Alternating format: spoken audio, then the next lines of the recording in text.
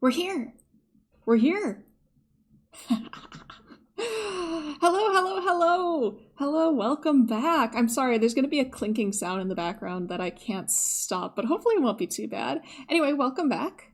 We are here, and the time has come to read a paper once again. I'm very excited about this. I just stumbled across it on Reddit, and I know this is kind of last minute, but I was like, I need to read it. I know that there's been some research going on in this area. This area specifically being how people choose the digital avatars that they use. Hello, hello. Yeah. And most of the research that I've heard about, I saw this at a conference actually last year, and I would like to get the person on stream sometime, but they were looking at specifically how people choose to construct their digital avatars to reflect their own identity and things like that.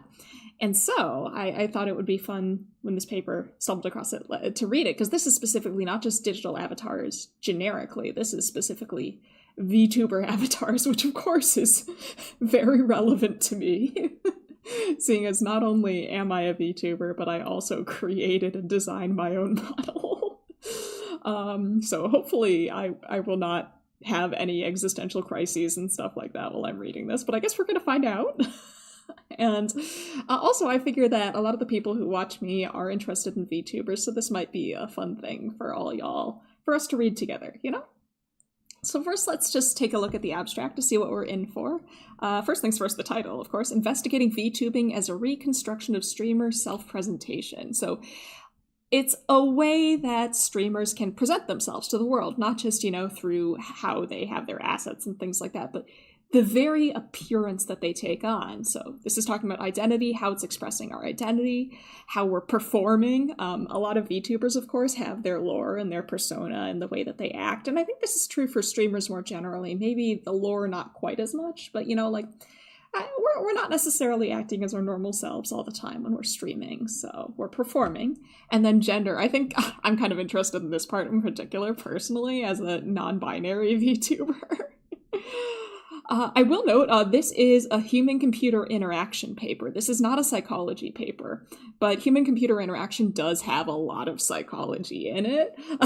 So I think I'm okay to read this. This is a conference paper. Actually, this isn't published in a journal, and that makes sense, actually, because, like I said, it's a human-computer interaction paper. And human-computer interaction, that field actually, rather than publishing in academic journals, their bigger thing is having conference papers. So this is kind of their equivalent of a peer-reviewed journal article based on the field. It's interesting, there are differences in fields, preferences for, say, publishing a conference paper, which I think tends to be more common in computer science, which is why it became more common and more prestigious in human-computer interaction, whereas in psychology, of course, the be-all, end-all is kind of, publishing a paper in an academic journal. Anyway, right. So it looks like these two authors are both in Hong Kong at the same university, City University in Hong Kong. Okay, let's read the abstract. No more procrastinating. VTubers or virtual YouTubers are live streamers who create streaming content using animated 2D or 3D digital avatars. Like this! Like me! Right here, I am a VTuber. Ha ha ha! What a great example. This practice has drawn research attention into topics such as viewers' engagement behaviors and perceptions. Yeah, remember we talked about, at least that was a more general thing, that was streamers in general, but we read that paper on parasocial relationships. However, as animated avatars offer more identity and performance flexibility because you're not relying on your own personal appearance, you can choose to look however you want. You can be a rock. You can be a literal rock. You can be an ogre. You can be a vampire. You can be a mermaid. You can be whatever you want. Yeah, this isn't just what I look like. Actually, you know what? This is exactly what I look like. I just so happen to look in a mirror and draw myself in a more anime style, but this is what I walk around looking like all the time. I do get some stares, I will not lie. And it is difficult to find products to help me manage my feathers, because that's not really a common thing that people have. I have to special order them from another universe, but this is absolutely what I look like. You're right. I'm sorry for misleading you. Okay. We're trying to fill a gap by presenting results from a qualitative study of 16 Chinese-speaking VTuber streaming practices. I do know that there are some cultural differences in VTubing. The Chinese VTuber sphere tends to be a little more cut off from a lot of others because, Chinese social media, China tends to use different social media sites than other countries tend to on average. But of course, that's true to an extent of a lot of different things. So I'm excited to hear about this. This is a qualitative study, so we're not going to see we'll see some statistics probably. We're not going to see as many statistics. This was probably done as like a lot of interviews, and we're going to see probably like theme analysis. So like what themes are people bringing up in general, as opposed to like seeing a whole bunch of correlations and t-tests and regressions and things like that, I'm betting. Which honestly, I really like qualitative data. I don't work with it that often, but I think it's really rich. Like you can get a lot more individualized and granular and stuff. Someday I should talk about the pros and cons of using quantitative versus qualitative designs and methods, but neither here nor there for that. I want to get through this. Okay.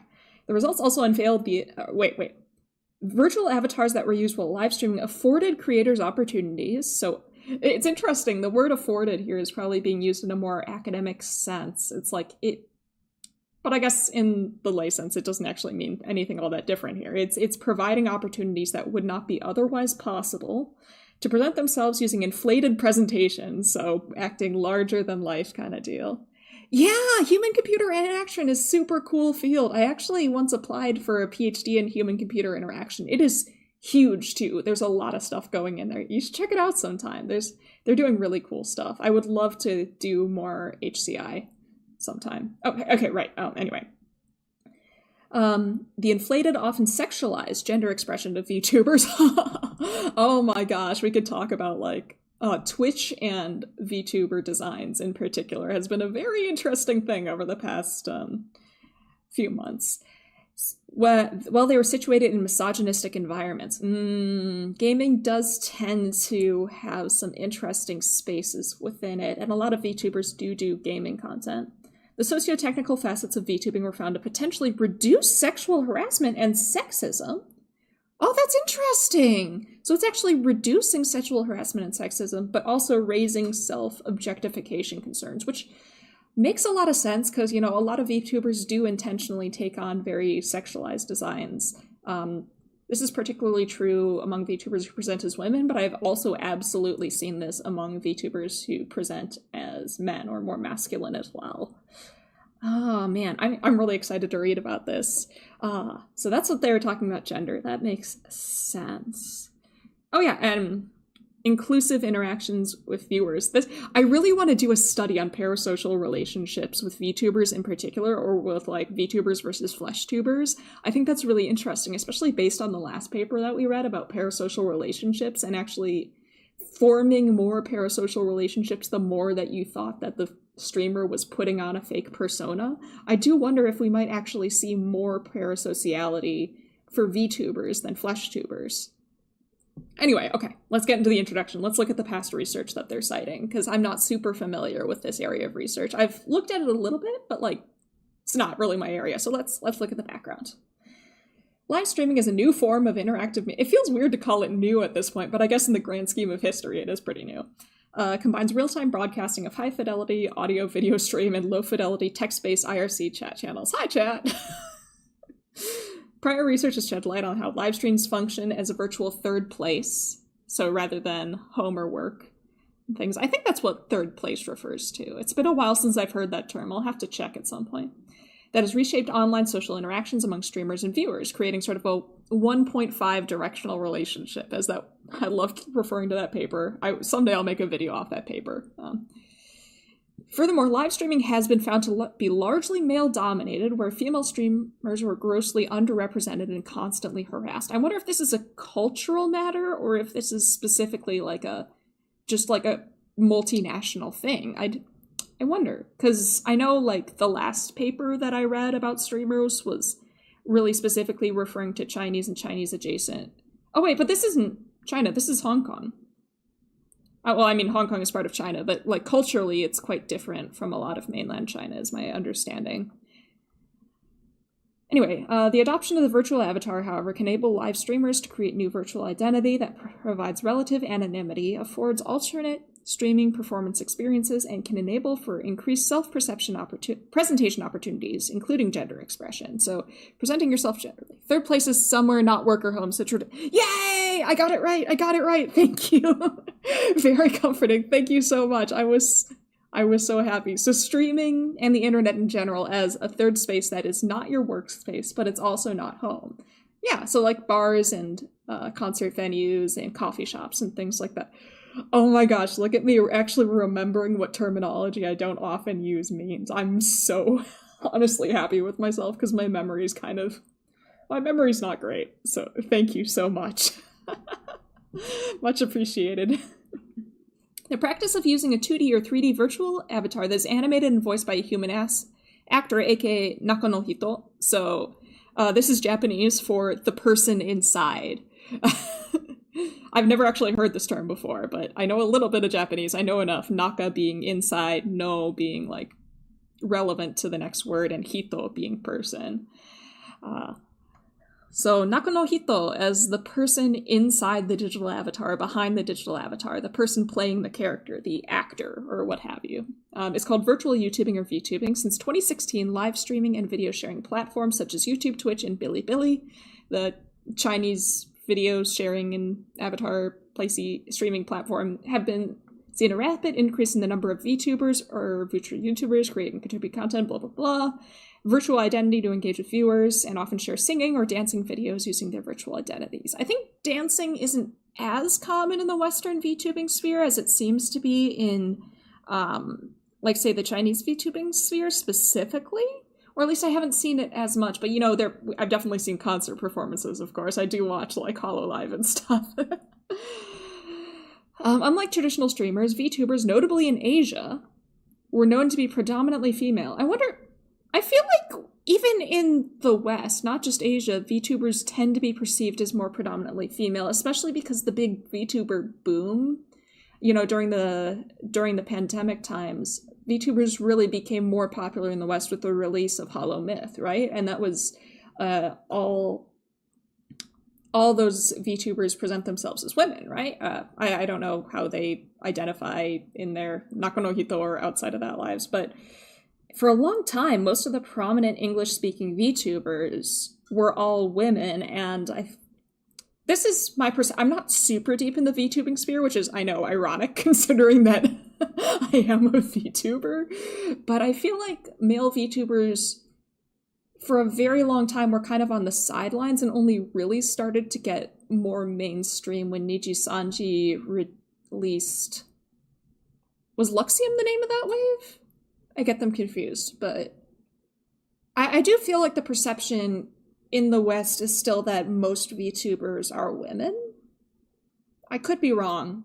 I don't have data on this, obviously. So I don't know if it's specifically notably in Asia, or maybe they're noting notably in Asia because that's where their sample comes from. Maybe it's relevant in this particular context because of the population that we are studying, or at least the sample that we're looking at.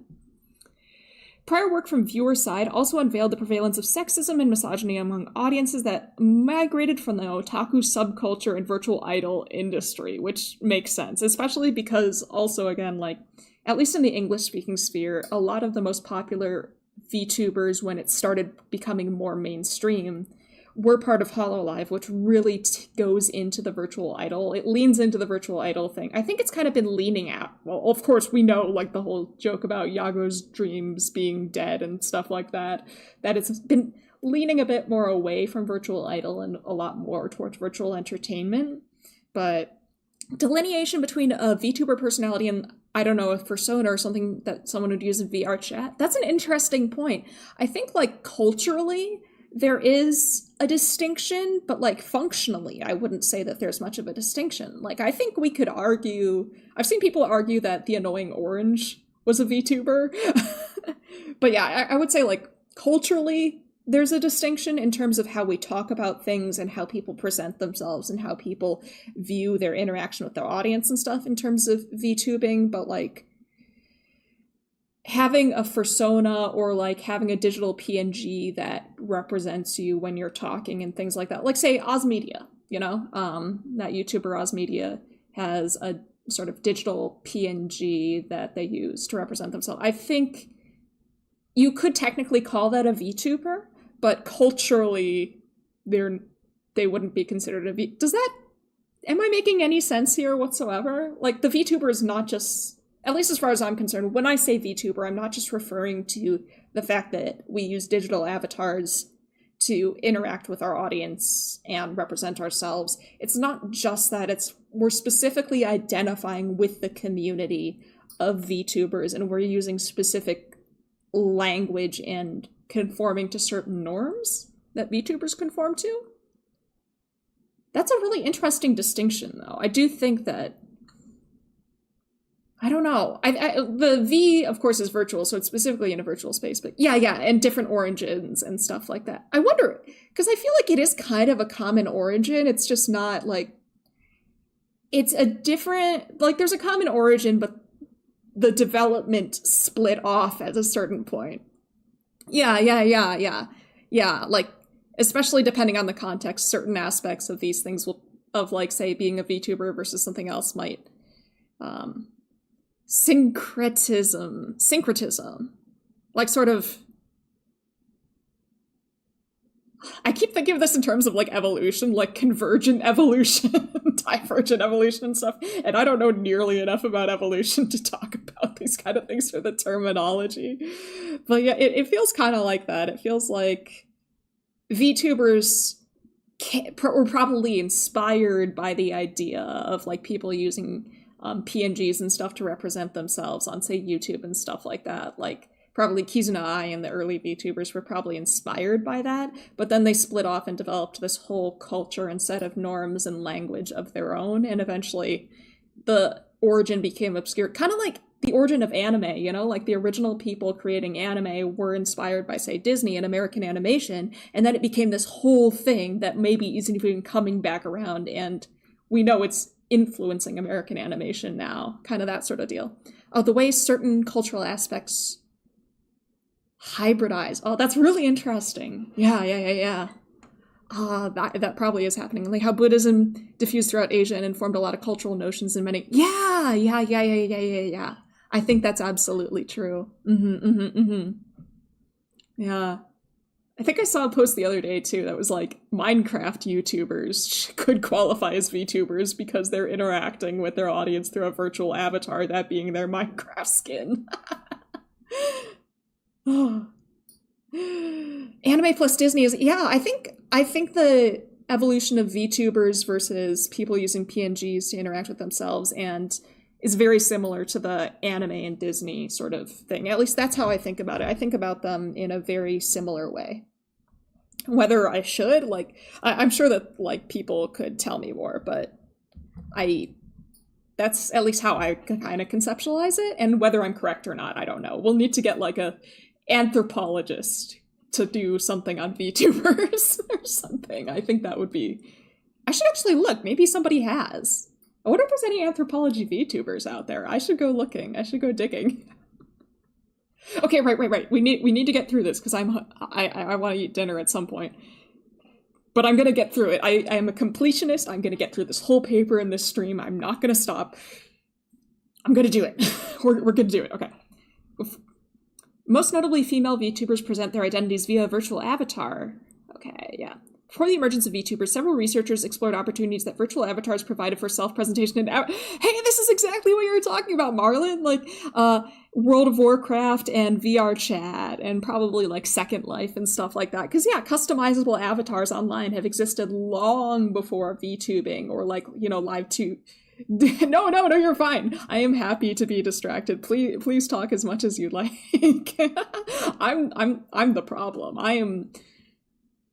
I'm having a difficult time reining myself in and circling back, and that's on me. That's not on you. That's my responsibility. Right. But yeah, okay. The Proteus effect. I haven't heard of the Proteus effect before, but that sounds very relevant here. A phenomenon where user behavior could be influenced by the characteristics of an avatar was a key so maybe the way that you create your own avatar influences your behavior in that virtual space, which I guess makes a lot of sense, especially in the context of, say, like, World of Warcraft, where, you know, like, I haven't played World of Warcraft, but you know, like the class or whatever of the character that you pick or you create probably would influence your behavior in a very obvious way, but it could probably happen in more subtle ways, right? Where was I? Such systems enable users to experiment with new identities that are difficult to display in the physical world. Absolutely. Oh, the Proteus effect, and thought about it a lot. Right. It's very interesting, isn't it? I think especially like, I mean, this paper's about gender, and I was kind of hoping that it was going to talk about like trans and non-binary identities, which, but it sounds like it's talking about more like experimenting with gender in a more cisgender way, but still experimenting with gender and like in general, just like experimenting with who you are and your identity and the things that you identify with and just trying things out. Not to go all, I will, you know what, I will go all non-binary on this, but like, you know, it feels like experimenting with a new name or experimenting with pronouns and seeing how it works out, but just in the context of like playing around with a digital avatar and seeing, does this feel like it fits? Does this hair color feel like it fits? I'm thinking back to like in the early days, I was on Gaia Online and, you know, creating your avatar in Gaia Online, choosing accessories and things like that. The Proteus effect sounds really interesting though. I'll have to look into that a lot more. Oh my gosh, we're 20 minutes in and we're on page 2. How has this happened? This is on me. I can't stop yapping. I can't stop rambling. Oh no, this is a 22-page paper. At this rate, we'll be done in... I can't do math. Yeah. A new paradigm of interaction, of language, of interfacing with the world, of how you present yourself to others. It's so cool. Okay. User agency is controlled and limited by the choices made by the designers of avatar-mediated systems. Of course, so like on Gaia Online or World of Warcraft or Second Life or VR. Well, not VR chat as much, but yeah, it is a very interesting... Sorry, I keep stopping. But yeah, like, of course, especially in these things where you're using pre-existing character building systems, you're limited by the things that the devs have put into that character building. You're limited by, say, the number of hairstyles and things like that. Character creation interfaces, or CCIs. You can, yeah, it's really, this is clearly a human-computer interaction paper, and I'm loving it. Okay. That support limited flexibility and the rules of the virtual world that dictate platform-specific self-presentation. So, like, I'm thinking about Twitch's rules that, this is a thing that VTubers have been getting into trouble a lot with the past few months in particular. You know, Twitch's, content guidelines and how you can dress or how your digital avatar can dress, and that is a limit on the ways that we can design ourselves and things like that. VTubers can overcome constraints of CCIs or virtual worlds by using design software to endow their avatars with complex human characteristics, e.g. rich facial expressions. Yeah, rich facial expressions. I can even make my face all dark the way I always want to. I can do all kinds of things. Ha ha ha ha ha ha ha. Face all dark as in, like, you know, shadow over my eye. Oh god, what have I done? I did something horrible. But I can do that. I've always wanted to be able to do that in real life, but I can't do that in real life. Okay. And fine-tune their activities through... Oh, that was a mess. I need to put myself back over a little bit. Here we go. Okay. Fine-tune their identities through live streaming for a long time. Beyond a one-shot customization. I'm especially thinking of like Iron Mouse and like her 10 million models, which I think is so... If I had more time and perhaps money and energy, I would love to do that. Just, you can present yourself in so many ways through Live 2D, and you can customize it as much as you want, and that is the coolest thing ever. They can also actively engage and interact with viewers using their customized identities during and beyond live streams, like I am with all of you right now. Or, you know, via Discord. I don't have a Discord, but, you know, I lurk in Fi's Discord a lot. Without the constraints of a virtual world. Among previous literature, it's unclear how customizable virtual avatars and live streams afford self-presentation, so how these give additional allowances for our ability to present ourselves beyond technology that we've had previously. Influence streaming practices and how streamer agencies configured while VTubing. We conducted semi-structured interviews. So yeah, qualitative study. Semi-structured interviews means they do have a set list of questions that they want to ask, but they also allow for the conversation to go in different directions than they were anticipating. So they want to get through the questions that they intend to ask, but they're also open to addressing other topics and going on tangents and stuff like that, as opposed to a full structured interview where they only touch on the questions that they have listed. With 9 VTubers and gathered observations of archived videos and live streams for 7 VTuber channels. I wonder if those 7 VTubers, based on the sample size they listed in the abstract, these are probably separate groups of VTubers. So 9 VTubers and then 7 channels. To answer the following research questions. So research question 1, how do VTubers construct virtual identities and what differences are there to real person streamers? So comparing and contrasting VTubers with flesh tubers. The notation of VTubing exists in the context of VTuber agency. That's right. I wonder, hopefully they'll tell us if these are indie versus agency VTubers, because in terms of agencies, I've heard that there's a lot of variability in how much you can customize your appearance. Like, I know that with Niji Sanji, at least for one of their waves. I know Etheria's wave, specifically those models existed before they even opened auditions. So like the original models for Etheria existed long before those were even cast. And I know some VTuber agencies are like that, where you don't get to pick your appearance. Maybe you might have some influence over which model you get out of, say, the 4 available, but you do not have any influence on that, or like you have minor influence on maybe minor tweaks on the design. And other agencies, you have a lot more creative freedom. And I know like later outfits down the line, you probably usually have a lot more control over. But yeah, I think that is an interesting confound of like indie VTubers have a lot of control over what they want their model to look like, but corporate VTubers may have more or less control depending on which agency or corporation they're with. Or anyway, how are streamer performances reshaped when virtual identities are adopted? So do people's behaviors on stream or the way that they present themselves on stream change, not just visually, but in terms of personality when they start using these VTuber avatars? And how do VTubers perform their virtual gender identities, predominantly female, during live streams? I do wonder if they have anyone other than, like, if all of the VTubers they interviewed and looked at were women, or if it's just a bunch of different genders in here. But yeah, it does seem like, I have noticed that with VTubers who present as women do seem to lean into certain aspects of femininity a lot more than, say, people might in real life. The Proteus effect, right?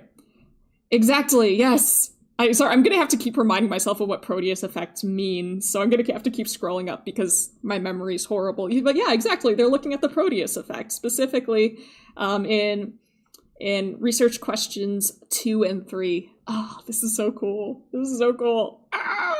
Okay. The study data revealed that strategies that streamers use to customize and manage virtual identities that contain elements of their real self and how such identities... Okay, blah, blah, blah, blah. To try and play a crowd. Yeah, there's that too, like playing a crowd. And there seems to be this very much expectation even that, there really does feel like there's an expectation specifically that, VTubers who present as women or at least have feminine avatars should to an extent be sexualized. This is a story about a comment I once received, and I might be misinterpreting what the comment was saying, but on one of my video essays earlier this year or last year, I received a comment that was saying like, hey, this is like, hey, good content. Here's some things that you can do to improve your content. And, you know, like I'm totally open to improving things. But one of the things they listed was put more detail in the chest area of your model. And of course, I could be reading too much into that, but to me, that sounded like they were suggesting I needed bigger, more prominent booba. And like playing up this over-sexualized femini, if like, of course, booba aren't inherently sexual, you know, but like they were suggesting that to market myself and make my content better, I believe they were suggesting that I give myself large or at least prominently displayed booba. And that seems to be kind of a thing that's almost expected of VTubers with, say, voices that sound more feminine, because I'm not a woman. Again, I'm not a woman, but like I know what I sound like. And it does almost seem like maybe not enforced within the culture, but it almost feels like you should have that if you're presenting yourself in a certain way, or like if you are expressing a certain gender identity.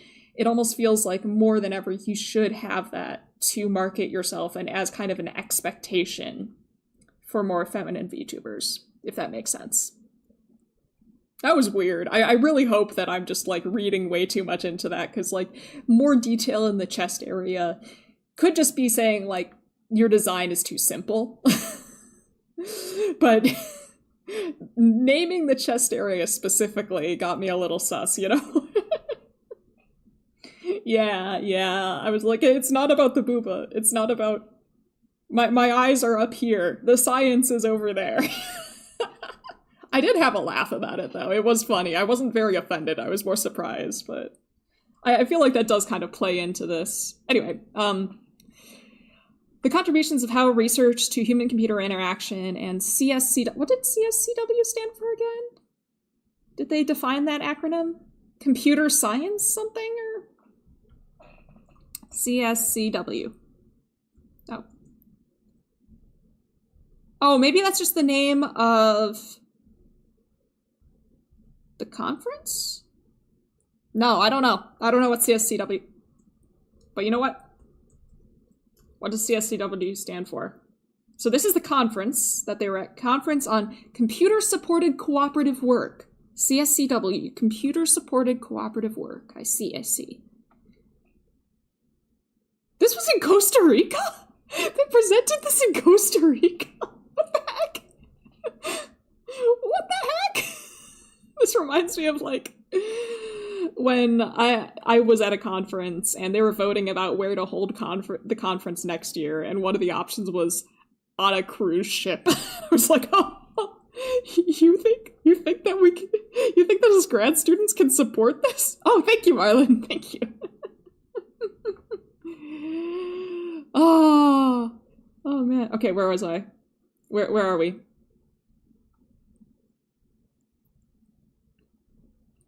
Blah, blah, blah, blah.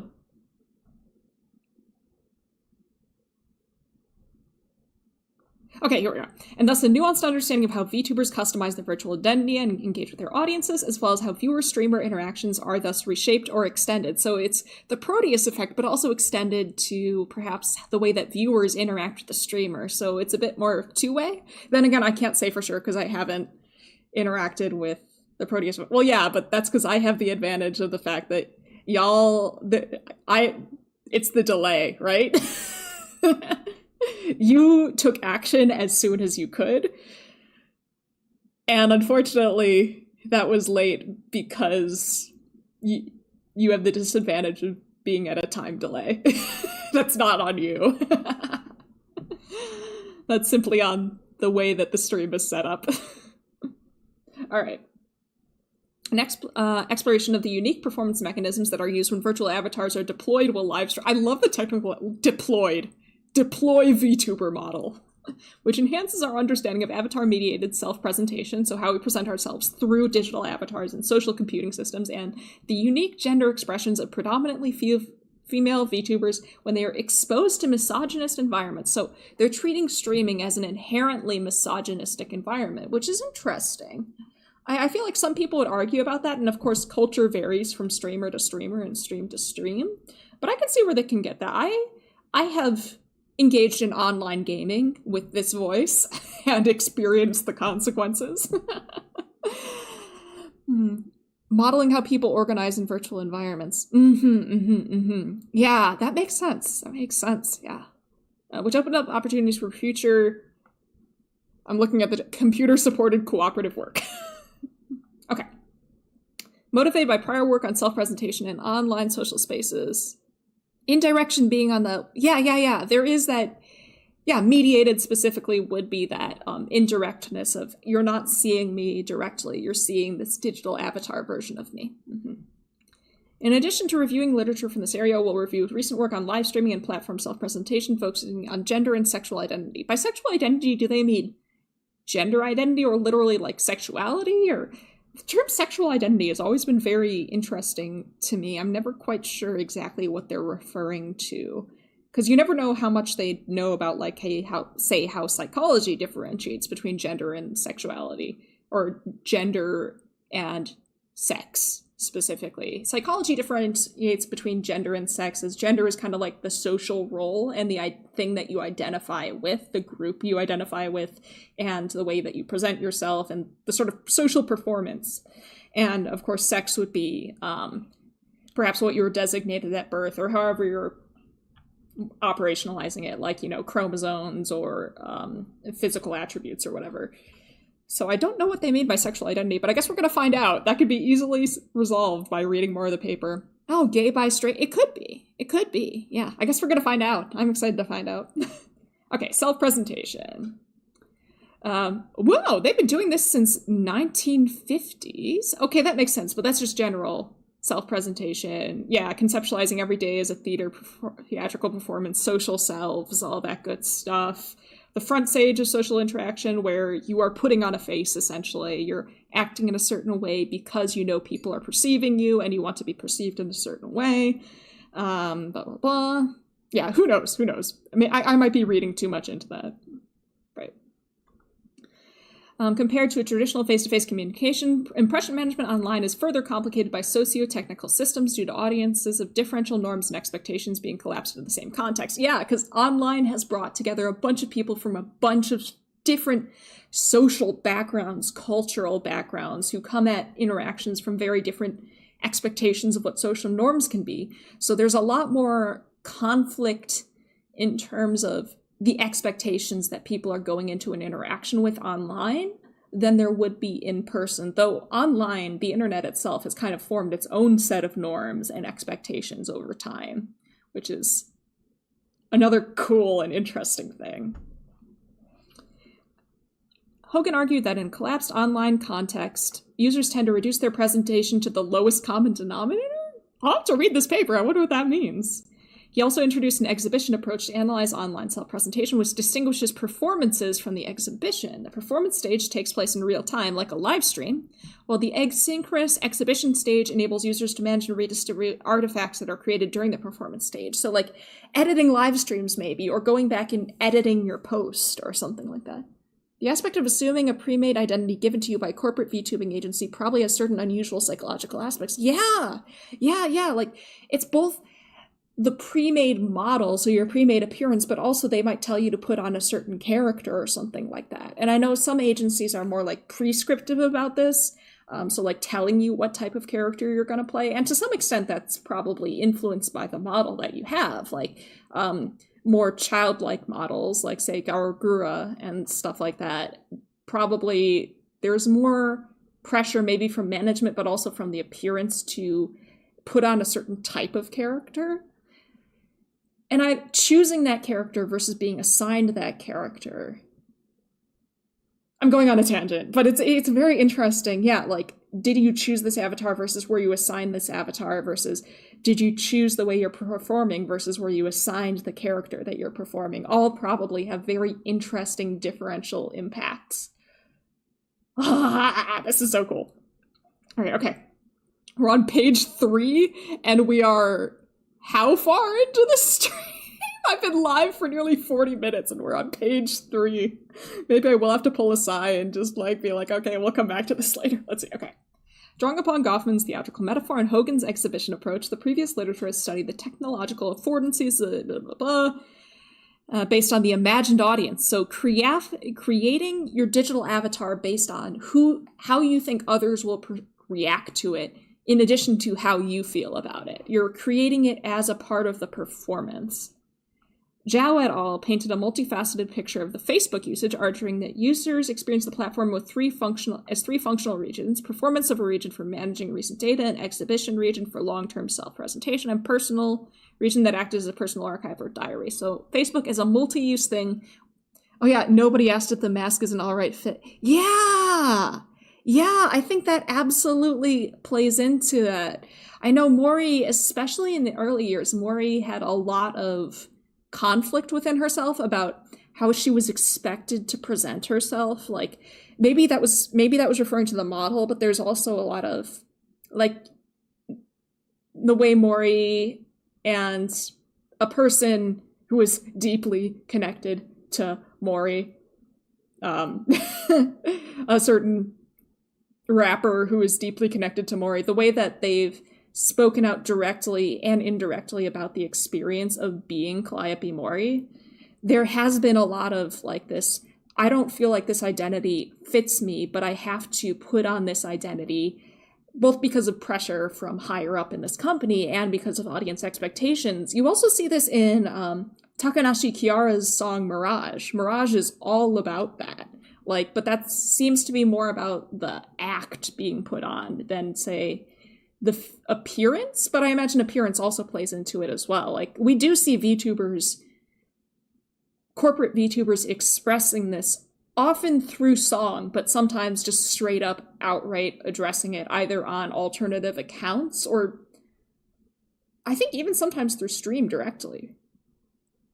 I don't watch them as much as I maybe should, but yeah. It really brings that kind of expression to mind. Absolutely. We have observed this, even from big corpo VTubers. Right. Okay. Similar to many other streamers, VTubers build communities such as social media and Discord beyond streaming platforms. Interest into how VTubers construct, maintain, and perform a pseudonymous... I know what this word means, I just can't pronounce it. Pseudonymous? An alter ego. Virtual identity across live streaming and social media platforms. So they're not just looking at the streaming, they're also looking at interacting on Discord and posts on social media and stuff, which is super interesting to me. Because, yeah, VTubers are not just limited to their streams. There's a lot of other things. Okay. Self-presentation and avatar-mediated systems. So we're still on the past background research. I'm going to skim this a bit more. The use of a virtual avatar as a proxy for interaction in a virtual environment is a major difference between virtual world and physical. Yeah, we have a lot more control over how we look in the virtual world than how we look and present ourselves in the physical world. Or at least, you know, the appearance is the major thing. But also, like, some people use voice changers or they'll put on a voice, like... I know there's quite a few VTubers that put on a voice that is different from their normal voice. I know, like, Hoshimachi Suisei in particular.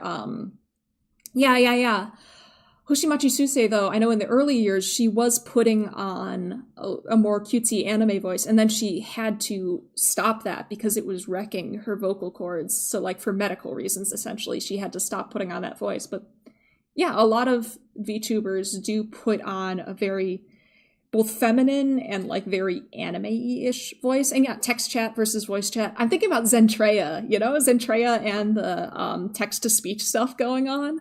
That's another way of controlling how you present yourself and also maintaining anonymity and extra separation between the person and the VTuber. Oh, this is neat. Second Life users needed to balance pressure from in-game societal norms when creating their desired avatar. So I think this goes back to the whole presentation of femininity in VTubers that we were kind of talking about earlier. There is some pressure when creating a VTuber to have certain features. And if you don't conform to that, people might get weird about it. Like, again, I might be misinterpreting what this commenter was saying, but like that one commenter who may or may not have been suggesting that I need more titty.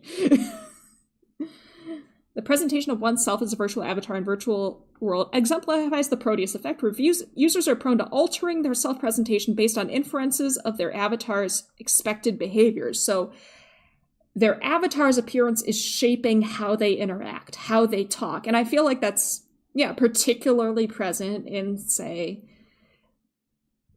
more childlike looking VTubers who have childish avatars there is more pressure to have a childlike voice and to act in maybe a bratty or silly or childish way. Hey Z, how you doing? Welcome.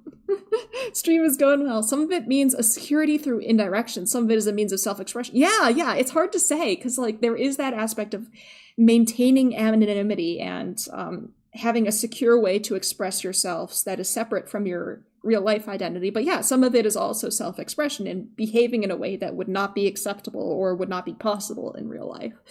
There's a lot mixed in there, which is what makes this so interesting. Isn't it a cool paper? There's a link to the paper in the description if you want to read it on your own as well. This is on SciArchive. So this is what I'm looking at right now is a preprint. Yeah, it does hit close to home, doesn't it? That's exactly why I think it's so interesting. I found it because somebody had linked it on the virtual YouTubers subreddit because it hits close to home. Behavioral changes also translated to real life face-to-face communication. Does that mean like a presentation in face-to-face, or is it that your virtual avatar is affecting how you behave in real life? That's interesting. I don't know. Later research identified that users form attachments to their virtual avatars, which makes sense because you're incorporating that virtual avatar into your identity and sense of self, especially when the avatar had a sense of personality, unique behaviors, inflections, and style. So especially when the avatar was its own character, you're essentially creating an alternative social self for yourself.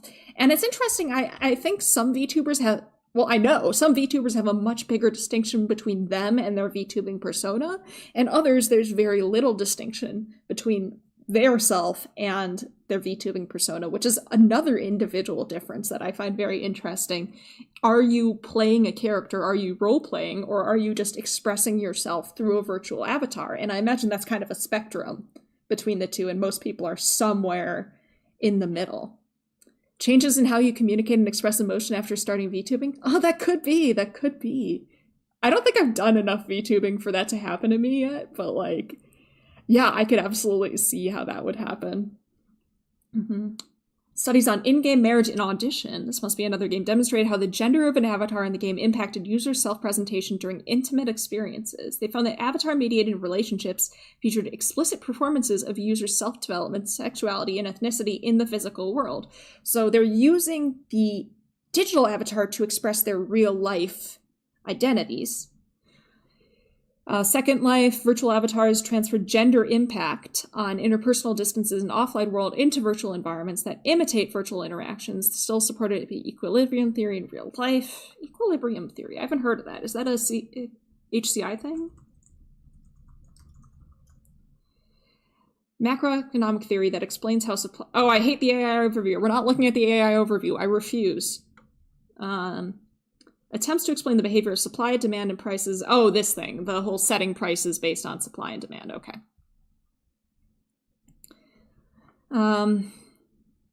In addition, virtual avatars enabled users to experiment with completely new identities. For example, cross-gender play. So having a digital avatar that does not match your IRL gender, which is super interesting. That is a whole thing that's very interesting to me. Or act as reaffirmation of users' existing identity. So I'm imagining, oh gosh, no, go back. So I imagine that's referring to people either potentially experimenting with their gender identity or experimenting at least with their gender presentation, or just, you know, like getting a little validation by being able to present in a way that's more consistent with their pre-existing identity online than perhaps they could in person due to, say, physical constraints or social constraints. Which is also another super interesting thing to me. And that hits a little close. Okay. Online survey of more than 100 participants. This is 2009, so things have progressed significantly. Motivated to create digital bodies that were different from their own to realize an idealized self, stand out, or follow a trend. I would love to read this. That sounds like another thing that's fun. It kind of sucks. IoT disinfo for the slop vomit put into search engine results, but that's its own boo. Yeah.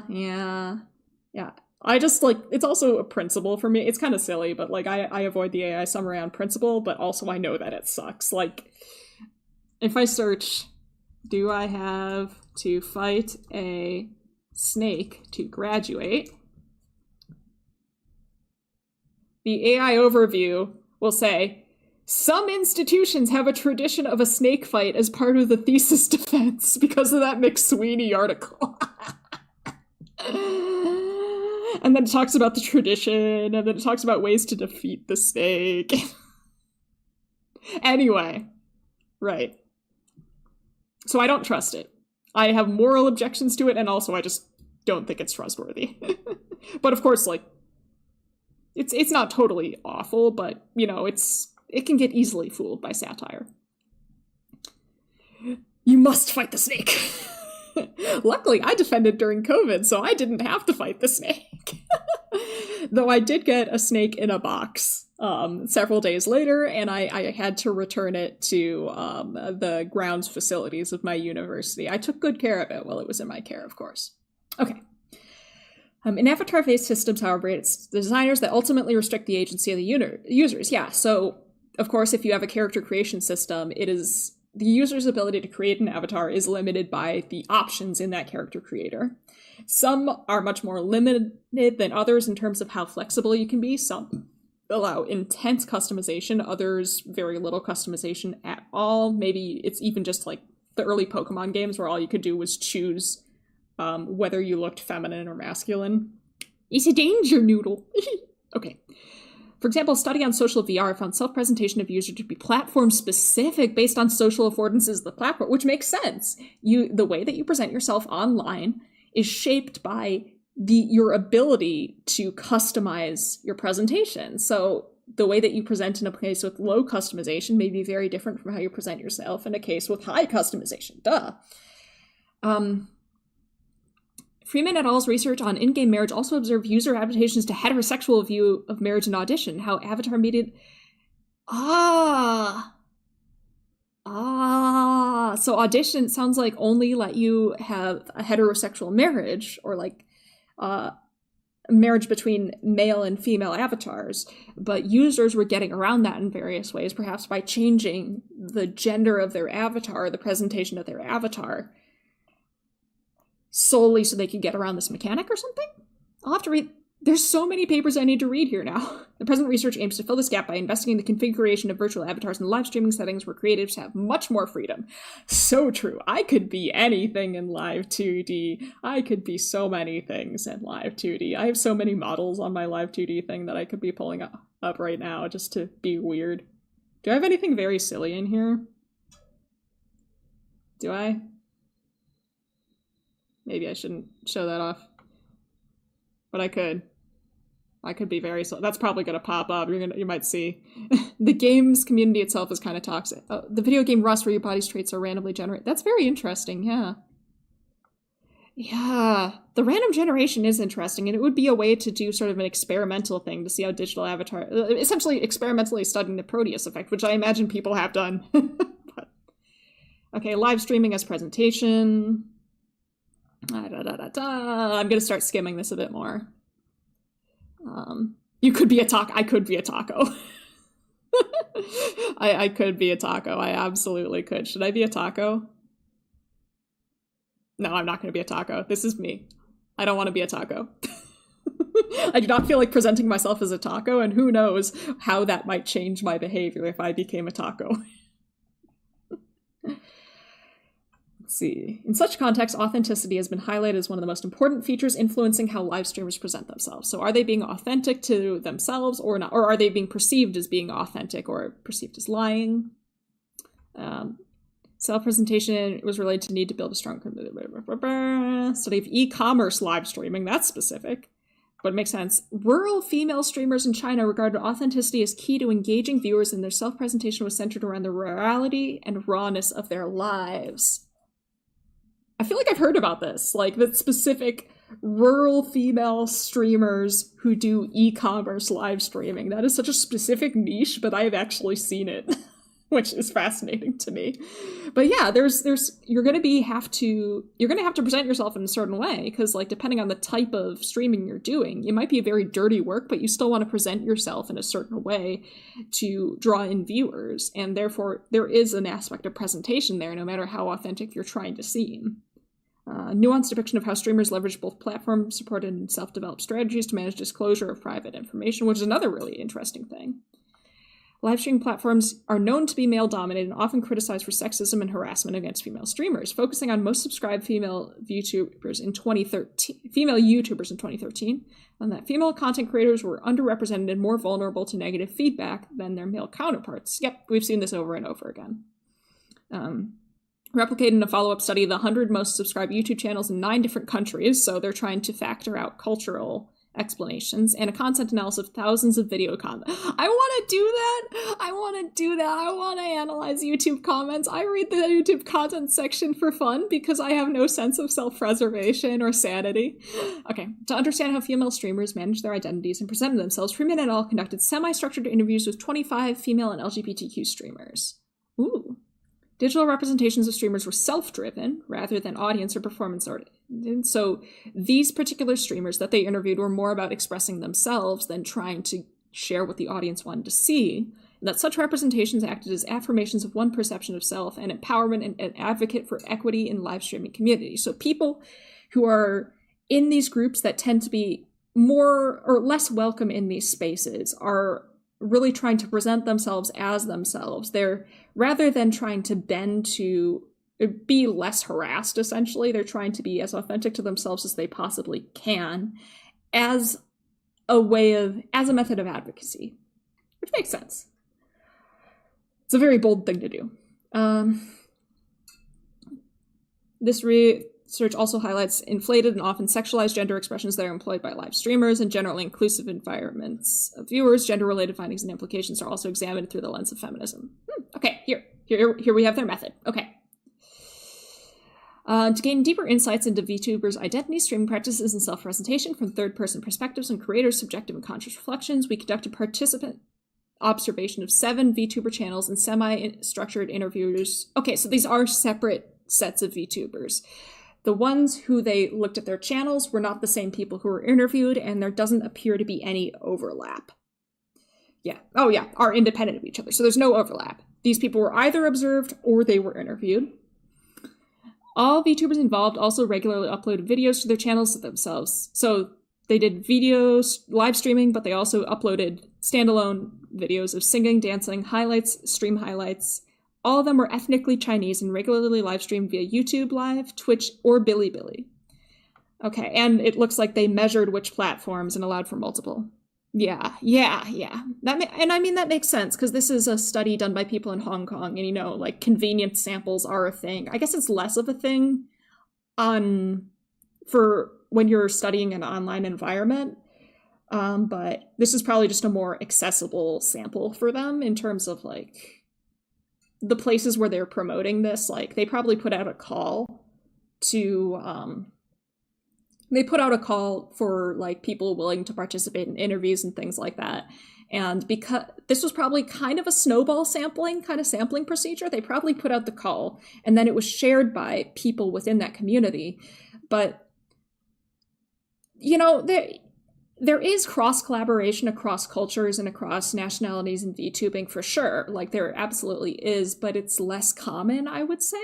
Which probably, the cultural context there, it probably helps that they're keeping the cultural context relatively similar. Because I would say there are differences in expectations of how VTubers should behave based on cultural context.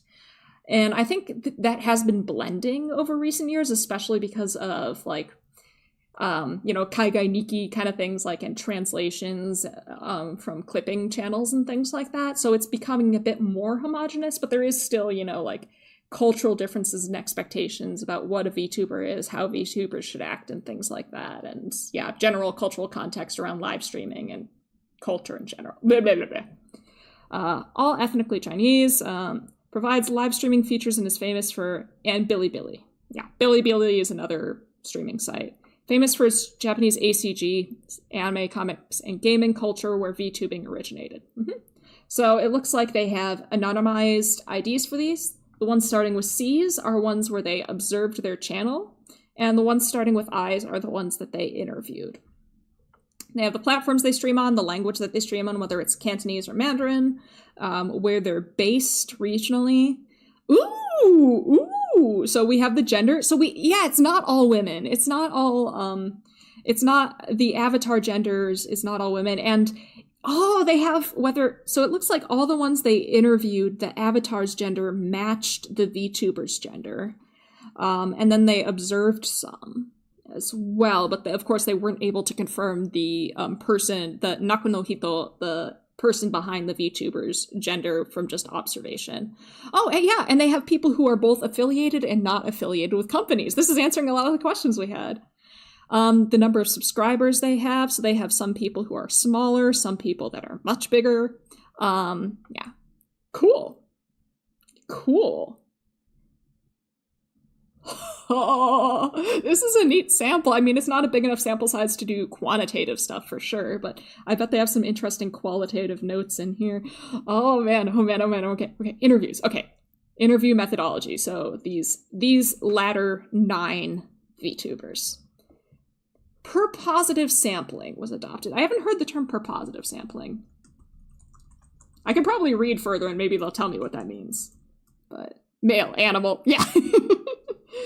Not intentionally selecting participants based on characteristics knowledge. Okay, so this isn't even necessarily convenience sampling. They specifically sought these people out and reached out to them. It's not snowball sampling either. They didn't share this. They intentionally reached out to people.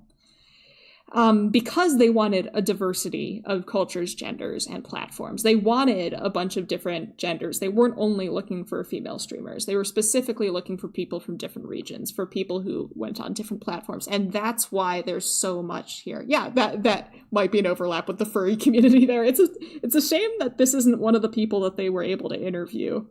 But I don't know. I feel like this is almost identifiable. A male VTuber who streams on YouTube, is based in Taiwan, has an animal avatar, and has between 10,000 and 50,000 subscribers, and is affiliated with a company. That feels very specific. I could be wrong, though. Yeah, that would be another interesting thing to look at, how the furry community deals. Like, I bet that, I'm sure there's got to be research on the furry community. I'm almost certain there has to be. Okay, right. We reached out to approximately 100 VTubers through email or direct messaging according to recommendations of streaming platforms and fan groups. Interesting. All VTubers approached stream regularly every week and had streamed for at least 1 month at the time they were contacted. A total of 9 agreed to be interviewed. So, that's only less than 10% of the people they contacted agreed to go in. The interviewees had live streamed as a VTuber for at least half a year and accumulated at least 3,000 subscribers at the time they were interviewed. Okay. Interviews were conducted remotely and semi-structured via online meeting software, Zoom or Tencent, or audio calls, WeChat or Discord in November and December of 2021. So this is right around when VTubing was VTubing was very, very big back then. Like, I mean, it's big now, but like, this was still in I would consider this kind of still in the end of the first big boom. Yeah, they probably do have a lot of messages to sort through, and some of those messages are probably sketchy as heck. And I imagine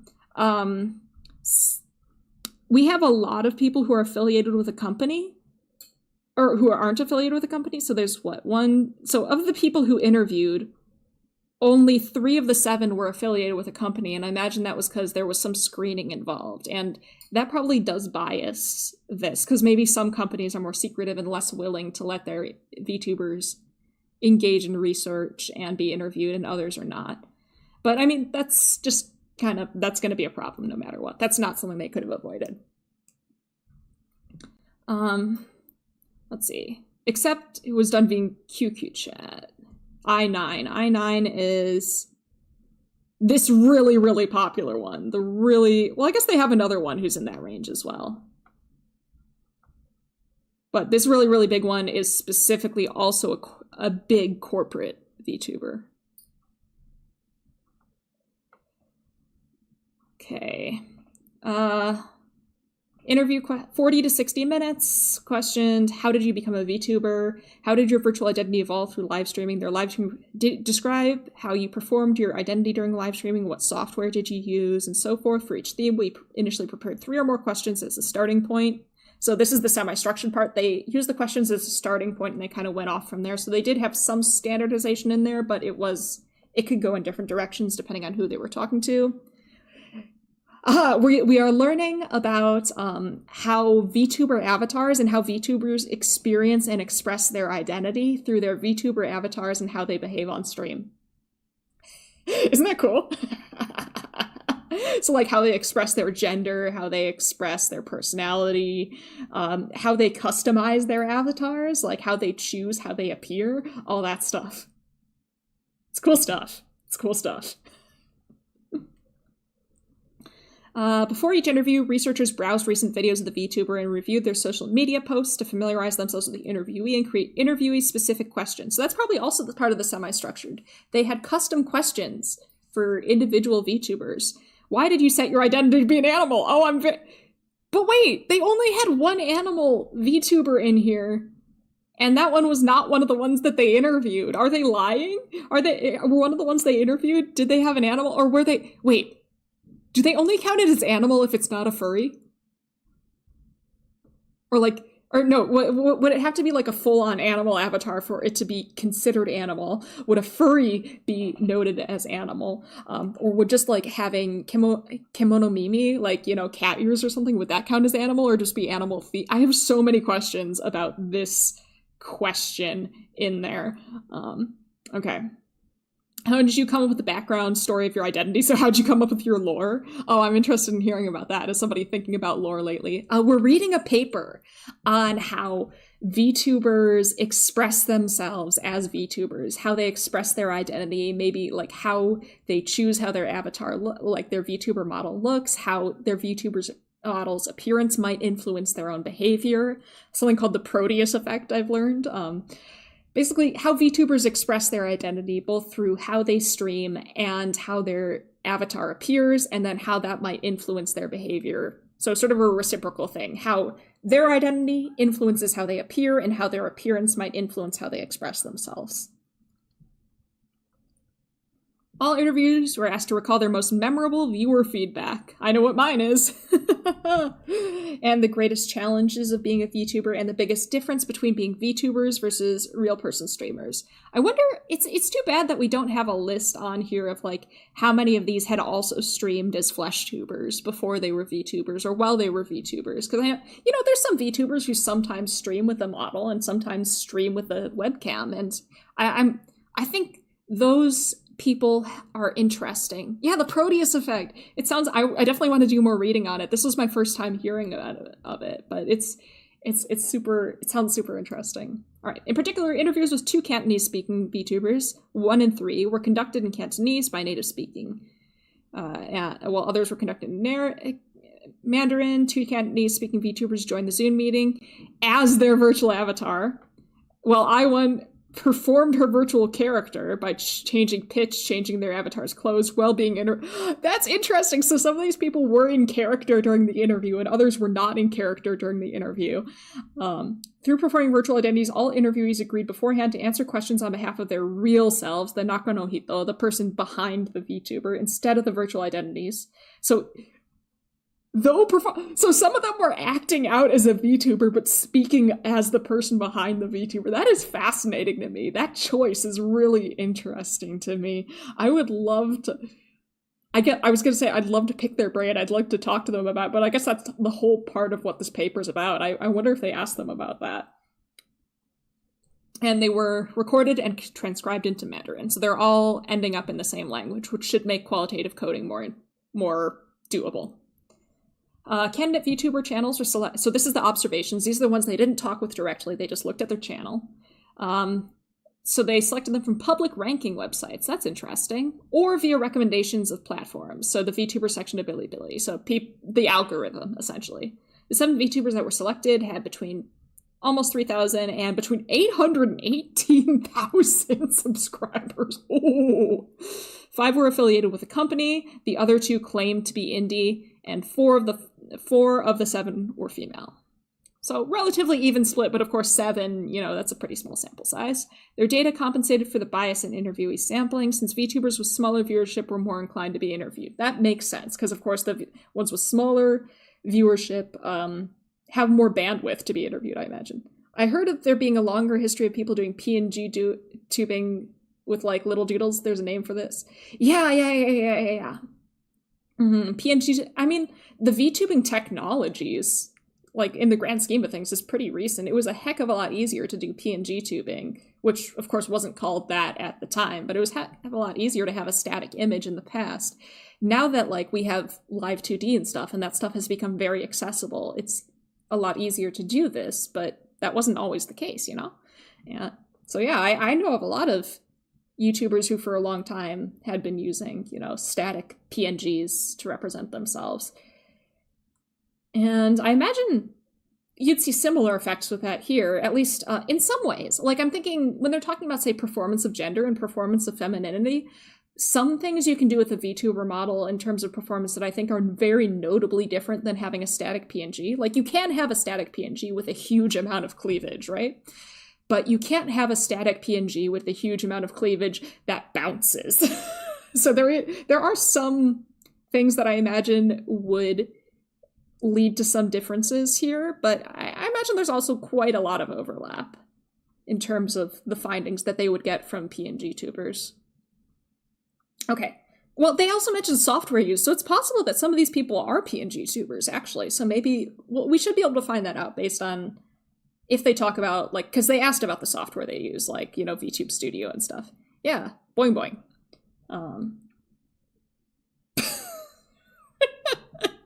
Anyway, the observation of the 7 channels are assigned to 4 researchers with backgrounds in social media research, so they have training and experience with this sort of thing, with each being responsible for 1 or 2 channels. Do they do inter-rater reliability? Were multiple people coding some of the same channels so they could establish reliability? Prior to the observation process, the 4 researchers engaged in a discussion to develop a coding scheme. Good. So they have a coding scheme. They have a similar set of rules that they're basing this on. And they agreed to focus on the following aspects of stream data: how the avatar was designed, placed, rigged, animated, and voiced by the VTuber, and what he or she said behind the avatar, or they, but I guess they don't have any non-binary participants in this study. Bummer. What kind of an identity was implied via VTuber's performance, or what he or she said about his or her identity. Viewer feedback and comments so that we could understand how viewers reacted to the VTuber and how reactions affected performance. So these are all the things that they were specifically focusing on: how the VTuber presented themselves, how the viewers were reacting to it, and implications and stuff. Yeah. Okay. Emerging themes related to the above 3 aspects. So they also were on the lookout for things that they hadn't considered when they were creating their coding scheme to see if anything popped out. That would be the emerging themes. Related to those things, researchers also agreed to provide descriptions of the data. So what animation was played, how the avatar was voiced, what viewers reacted to exactly. Include links to the save screens, so they have these links, timestamps and screenshots if necessary to reconstruct scene at that particular moment, so presumably they could review each other's work if necessary. And maybe they even share their data. I don't know. I'll have to check if they share their data, so that way other people can look at the same stuff that they were looking at. Following the above coding scheme, we watched and coded the debut stream of each VTuber, which is usually, but not always, I imagine, the first stream of the VTuber's channel where the VTuber introduced themselves. We then joined their community. Oh, interesting. Yeah. I don't think this study didn't include any non-binary VTubers, unfortunately. I think that's a very interesting thing to look into as well. But unfortunately, that doesn't show up in here, which stinks. And in this case, again, like all the ones they interviewed, the gender of the Nakanohito, the gender of the person behind the VTuber, matched the gender of their model, which, I mean, that's a good starting place, I'd say, but it is kind of a shame because I'm really interested in the people who have avatars that don't fit their identities, but I guess that's more of an edge case, so like it makes sense to start here, build some groundwork before going into that. Like, what does this happen with the majority of people, and then the people who deviate from that, then you can look at that. Following the above coding scheme, they watched the debut stream, then joined their community via their QQ group or Discord. So they joined their Discords and followed their streaming schedule to watch and code each subsequent stream. So they were also they watched the recordings, they watched the VODs, but they also watched them live. Observation sessions took place in November 2021 and went for at least a week for each VTuber. During this period, we watched all their streams and documented initial emerging themes. At least 5 streams were coded for each VTuber. So all of the VTubers they were observing were streaming a minimum of 5 times per week, which is pretty impressive. Each stream no shorter than 2 hours. All of my streams are shorter than 2 hours. Yeah, I mean, this is very much an emerging area of research. There's not a lot of like background research in this that I'm aware of. Well, specifically in the VTubing area, it sounds like there is a lot for like looking into the ways that people decide how their avatars will appear. But none of that has been, or very little of that has been in the VTubing space, it sounds like. And also this is, or it could be there's a lot more than I'm aware of, but this is in the human-computer interaction field, and I'm in psychology, so it could be I've missed it. Maybe it's all flown by me because it's in a different part of academia than I'm in, which would be a darn shame. I need to keep an eye out. Anyway, okay. For C2, the first author saved C2's most recent social media post for the week because she and her viewers often mentioned her post during streams. So they saved additional context to give the stream more context. But they didn't do this for other VTubers because that wasn't as necessary for context. Held a discussion to cross-check codes. So they didn't necessarily do looks like they didn't do like statistics for reliability, but they at least checked in with each other to make sure all of them were interpreting things the same way. To achieve consensus, each researcher shared and explained their codes using the saved videos as references, while the others posed questions and provided feedback. First author took notes on each confirmed code. So did they revise the coding scheme after discussion, or did they just like go with the original codes? It sounds like they just went with the original codes, which I'm not super in qualitative research, but when I've done qualitative research, I would revise codes if we clarified a coding scheme. I think that's a good thing to do, but I'm not trained in it, so hard to say. Yeah, psychology is a huge academic. I know that there are people doing looks at like decisions made when choosing the appearance of digital avatars more generally. I saw somebody talking about that at a conference I went to earlier this year, but VTubers specifically, I'm not sure. Anyway, okay, here's the analysis. And I'm not as qualified to talk about this because I don't do qualitative analysis, but I am curious. Data obtained from the qualitative studies comprise of interview transcripts and initial codes, so they have their coded data, so that means like they've placed these things in categories in a big spreadsheet, and they have the transcripts of these streams and of the interviews. Open coding method. Coding. I think I just kind of talked about coding as if like everybody knew what that meant. Coding is a method of dealing with qualitative data where you essentially come up with categories and then you try and apply categories to what you've seen. So like maybe I'm reading a tweet and I want to code the emotion expressed in that tweet, and maybe I have the codes angry, happy, frustrated. And then based on the language of the tweet, I try and place it into one of those categories, or maybe it doesn't fit into any of those categories, so I don't. But it's essentially trying to simplify complex qualitative data, whether that's videos or transcripts or music or whatever, trying to categorize it. And sometimes those categories are based on pre-existing ideas. It sounds like they had some of that. Sometimes those categories are based on just themes that they noticed while observing the content, and it sounds like they did a bit of that too. Oh yeah, it's not computer code. It's not computer code. So coding in this context is not computer code. They could have used like language models and things like that to analyze this data, but it doesn't sound like they did. It sounds like they used qualitative coding. Mm-hmm. Yeah. They're still working on whether AI can do qualitative coding there's a lot of research going on right now to figure out if AI can do qualitative coding as well as researchers can. And there's probably going to be a bit more of that before we decide whether we're comfortable using that as a method in peer-reviewed papers. But I do know some academics do, like, just anecdotally, like, I've attended faculty meetings where the people running the faculty meeting had used AI to sort of, like, summarize a set of responses or find themes in a set of responses to, like, a faculty survey or something. So it's being used informally for qualitative coding, but I think formally they want to do a little more validation before they start using AI for qualitative coding, just to, quality assurance, make sure it is up to snuff, Okay.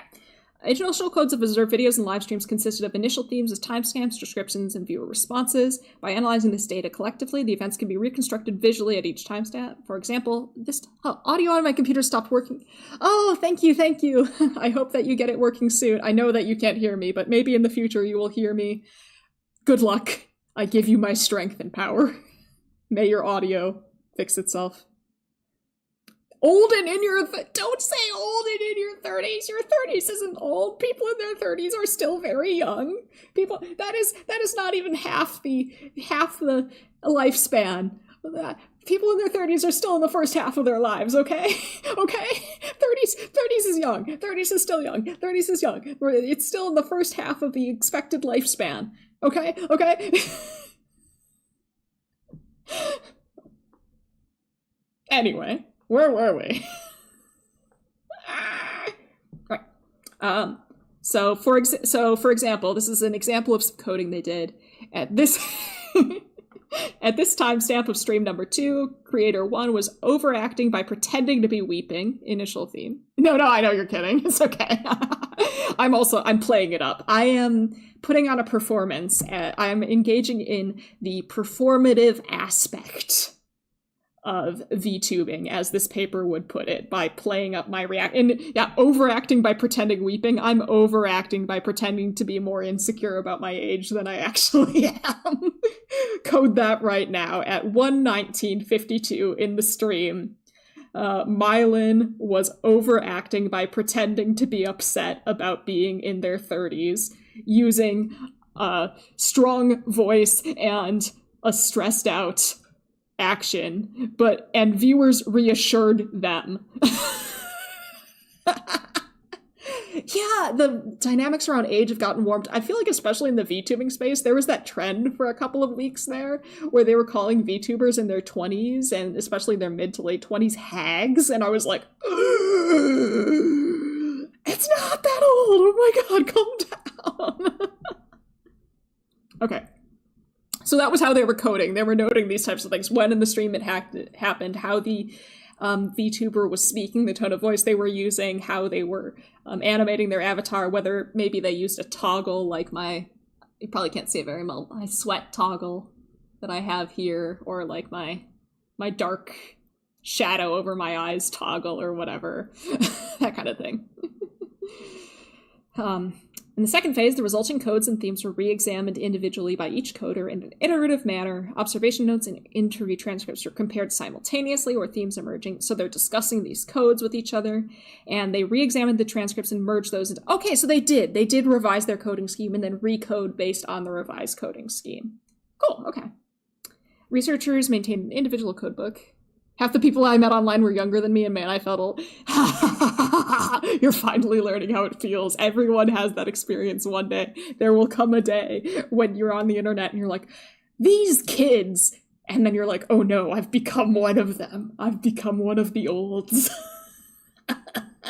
Or like you'll be talking with people in a Discord, and they're like, oh yeah, I'm blah blah blah, and you're like, oh my gosh, I'm a full decade older than you, and it will become painful, and then you'll just go and re-examine your life. It's coming. The time is coming. You're nearing it.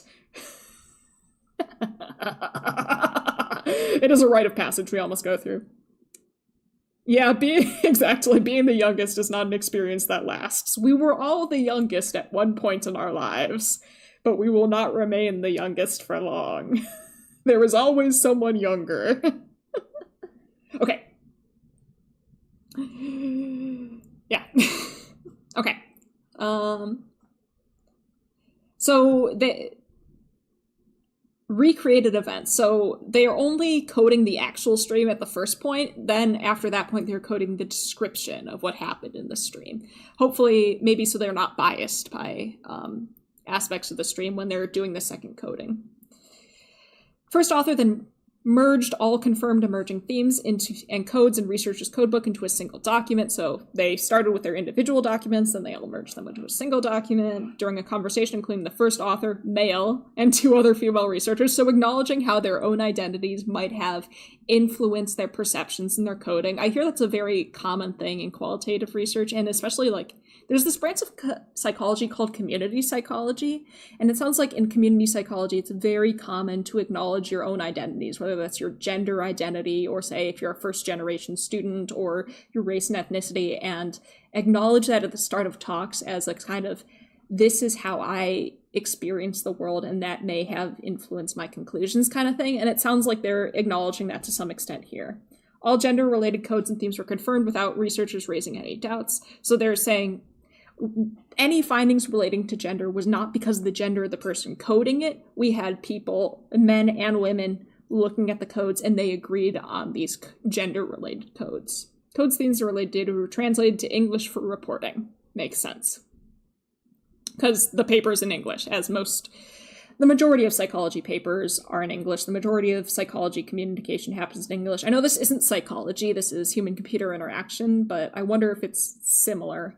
It sounds like at least the conference that this paper was prepared for was conducted in English. I would have loved to go see the presentation for this, but oh well, I can't time travel, nor do I have the funds to go to Costa Rica for a conference. All right, okay, now we're at the findings. We're finally at nearly an hour and a half into the stream, and we're finally at the results section. Oh, mental age. Yeah, mental age is a whole thing. Kind of like maturity and stuff. I feel like that also varies from situation to situation, but let's not get on a tangent. I need to eat dinner at some point, so let's get through this. Let's read the results. Okay, construction process. Before making their debut, VTubers... So this is the part where VTubers are choosing their appearance. So Vroid Studio, that's for 3D, I believe. I believe Z uses a Vroid Studio avatar, maybe? Or Live 2D, which is what I use. I have a Live 2D avatar. That's what this is. Interview participant 1, who had a female avatar and Naka no Hito. In other words, they presented their VTubing model was female and they were also a woman. For example, said she hired artists to design her an avatar based on features such as 14-year-old, cute, and talkative. So she didn't design the model herself, but she had themes that she wanted the artist to go with. Some VTubers with designer or drawing expertise reported that they designed and learned to design the avatars for themselves. So interviewee 5 actually did their own design from scratch themselves. Used to be a game designer and had an art major, so she designed most of her avatar elements and streamed content. The interviewer 3, a man, said his avatar was initially designed by himself, but he later hired artists to refine his avatar based on elements he had designed on his own. I've seen this happen. So like they had their initial model was designed by themselves, then they got somebody else to do a later one. Probably when they got bigger and had more money, they actually like hire somebody else to like make it with more experience in, say, character design. So there's a variety of ways that these happen. Let's see if they talk about anyone who had a model assigned to them, because I think that's also a very interesting thing, though it's kind of not necessarily super related to how they're conceptualizing their research question as the model as a method of identity. Vroid can also be used for 2D. Oh, that's interesting. Yeah, I'm not too familiar with Vroid, because I poured an entire summer into learning Live 2D, so I never looked at Vroid. Maybe I should. Okay.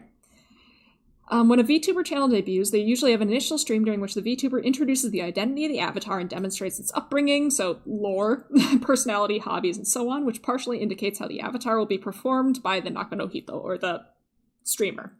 After the debut stream, the virtual identity is further enriched and fine-tuned, both in its visual design and how it is performed by the streamer, or Naka no Hito.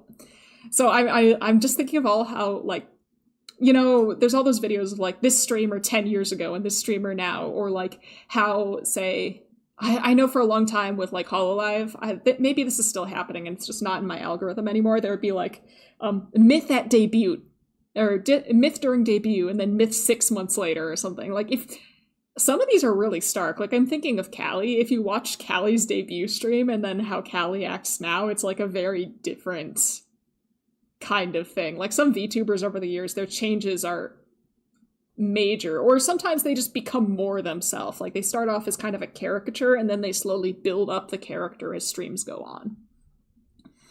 For example, we observed that C1, so C1 is one of the people that they observed, and I5, this is one of the people they interviewed, had a Christmas-style outfit while streaming on Christmas Eve. So yeah, seasonal outfits like, New Year's outfits or Halloween outfits, or just different outfits, like Iron Mouse, and just different models in general for Iron Mouse. But, the general theme stays that it's still the same character. Maybe it's a different artist, it's a different model, but, it's elaborating on the same character.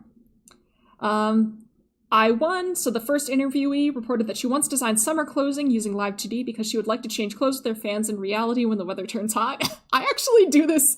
I play Pokemon Go, and I actually change my avatar's clothing based on the weather. I will say, I also have a lot of, clothing toggles for my avatar, and, the clothing toggle that I choose for a stream sometimes depends on what I expect to be doing in that stream, Oh, this is the one I'm thinking of. Yeah. The most growth, yeah. It's like a collaborative effort of building the character kind of deal. All right. For example, we observe. She also claimed that deliberately raised the pitch of her voice for screaming for a while because she felt it sounds cuter and matches the 14-year-old identity, which is the identity of the model that she tried to set up. Said that her virtual identity, such as the way she dressed, her accessory choices, and her avatar personality, was partially determined after discussions with fans during live streams. Yeah, so like some of the identity is constructed through conversation with fans, like you observed, King Solver. Yeah, it sounds like she is acknowledging this. And of course, we've seen this, of course, with other VTubers where like sometimes they'll get an outfit as an in-joke or they'll have an accessory from an in-joke with fans or things like that. I'm thinking Ui Mama or Shigure Ui. Shigure Ui, a lot of, I think, her outfits and her songs and things like that are based on interaction with fans and conversations with fans. Besides live streaming, today's VTubers also upload videos to YouTube. That's actually what I started doing. I was not intending to ever stream with this. I intended to use it for videos, but here I am streaming. Archive identity development, so they upload VODs. Self-introduction videos, outfit or costume reveal streams, stream highlights, singing, dancing, etc. Some VTubers also ran social media accounts using their virtual identities. C1, so Observation 1 and Interview 1, both women, used Instagram to post highlights and identity developments like outfit reveals, 3D models. Observation 2 also used Weibo as an archive to share a personal life. Yeah, they really did they worked hard on this. Blending of virtual and real identities. So this is all about that separation or both separation or overlap between your identity as the Nakanohito or the person behind the VTuber and your identity as a VTuber, like the character you're playing. Of course, I'm not playing a character. I am literally a Mothman. Interesting seeing you now 5 months later. That would be fun. Oh, I don't want to. I know in 5 months I'll cringe at what I'm doing now. I am literally cringing at things that I did earlier this afternoon. I think I would be in great pain. Maybe that could be a reward to viewers. Just watch me in agony, watching myself from 5 months ago in 5 months' time. Like, I'll watch this VOD and I'll be like, oh, why did I do that? Why do I sound like that? Anyway. VTubers usually perform in a way that match the expected visual and behavioral characteristics of their avatars. So they're creating the avatar to look like a character, and they're behaving in ways consistent with their appearance, which differs from real person streaming, which emphasizes authenticity. So if you're a flesh tuber, you want to seem like an authentic person. If you're a VTuber, you really emphasize putting on a character. Observed person 4 has a virtual identity, was to be an AI, so she often acted as if she was an AI and spoke like a robot, switched between languages, and ridiculed the limits of humans. VTubers who really, really lean into the character. However, even when using such extreme personas, we found that such identities tended to blend with the real life of the VTuber. The design of the virtual avatar, along with its made-up virtual world and background, or lore, usually borrowed ideas from the real life or idealizations of the VTuber. For example, Interviewee 1's avatar was designed to resemble a sparrow because it's quite commonplace in Hong Kong, and she wanted to promote the culture of Hong Kong. So her real-life location influenced the design of her character. I2, her identity used to be an herb fairy in a virtual world. She said she was not in good health at the time, so she claimed her identity was capable of curing all illnesses. So her personal health influenced how she was behaving. I've seen these figures already, but let's see if we can find them. Yeah, here are the figures that they're talking about. So this is I1. What kind of behaviors would one take from a Mothman? Oh, you'll have to wait till my lore video. But I think being mysterious, having a horrible sleep schedule, and, making ominous statements. I think all of those are pretty Mothman. But yeah, see, here are, like, of course they, these definitely, they wanted to keep their participants at least somewhat anonymous, so they probably created, these are like fake approximations of these characters so that they're not like, outing their participants. But I wonder who drew these. One of my life goals is to have a hand-drawn figure in a paper, and this is giving me ideas. Okay.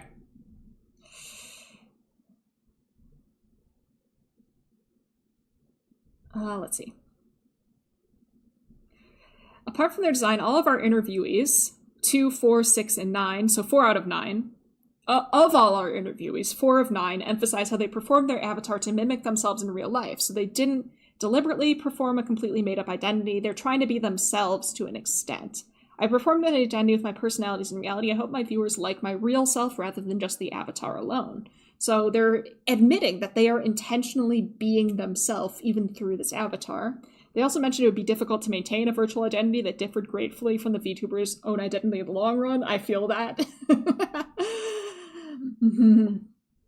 I4 recalled that she acted more naturally and closer to herself after the first week of streaming. At the very beginning, I thought I might need to perform the avatar in a more feminine way that matches its charismatic look, but after a week, I felt being not true to myself. Yourself is exhausted. Yeah, I feel like I've seen this happen. I feel like that's kind of what happened with Callie as well. And like, I can imagine, I'm sure there are other VTubers who were putting on a character initially and like just gave up because it was too hard to keep it up. And I feel like I have seen this happen various times. I can't think of good examples though, but y'all can probably think of some examples, right? 1 and 6 all reported using a higher pitched voice than usual when voicing their avatars, but claimed that the personalities of their identities were generally similar. So they're putting on a fake voice, or like they're using a voice that isn't their own voice, but their personality that's coming through that voice is pretty similar to their real world personalities, what they say. Oh man, this gets really into some interesting things about like identity and situational identity and social selves and different types of cultures, but putting that aside for now, because I do need to eat at some point and I want to get through this paper. Yeah, a layer of indirection versus simply because you're redirecting your sense of self. It's not a totally separate identity. You're just funneling your sense of self through a different lens kind of deal. Yeah. It's not a complete switch. It's sort of like a shift. I love reading the quotes, so I'm going to make sure to hit all those. VTubers are motivated to use their avatar to stream what they liked and convey their genuine thoughts instead of acting only as a virtual identity. So they're not just playing a character, some of their real self is, so stressing their real self is part of it. When streaming as a VTuber, I would not maintain a very complicated identity. Perhaps to my mind, it is just used for convenience of conveying what I want to stream. I hope my audience focuses on my content more than the avatar itself. So the VTuber model as sort of a vessel, a medium to express oneself. 8 also mentioned that he aimed to share his favorite history knowledge while being a VTuber. Hey, I8, who are you? You're a historian VTuber? Tell me more. He said he would strive to improve his history streams, although some fans might find them unappealing. I8, are you me? I feel like I8 would fit right in among V-Theorem. All right. The pseudonymity afforded by virtual identities. Although virtual identities were formed to mirror the VTuber in real life, most interviewees stress the importance of the pseudonymity that such identities offered, which they believed was a major difference between themselves and real person streamers. So they are intentionally drawing a line. This is the streamer, this is me. Their personality's going through it, but they want to keep their maybe social lives separate. Very hard to keep up their persona, and makes that really hard sometimes. It's mostly for the people with the ability to act like there are multiple history VTubers. The one, of course, in this paper, they can't identify him because, well, first of all, this history VTuber streams in some form of Chinese. Was it I8 that was the history VTuber? Yeah, I8 streams in... I8 streams in Mandarin. So you may or may not be able to understand this history VTuber, but... yeah, that's interesting. They are out there. I know they exist. I know history VTubers exist. I have yet to find them. But they exist out there, and it sounds like one of the people interviewed for the study is one of them. Okay.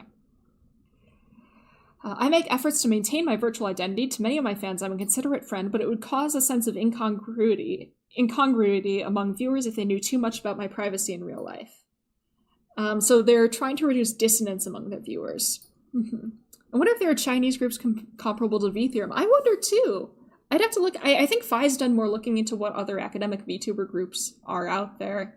I know at one point, years ago, there was a Japanese educational VTuber group, but I think they broke up. I only heard about them because they had dissolved the group, because I think all of them just kind of were burnt out on streaming or something like that. Anyway,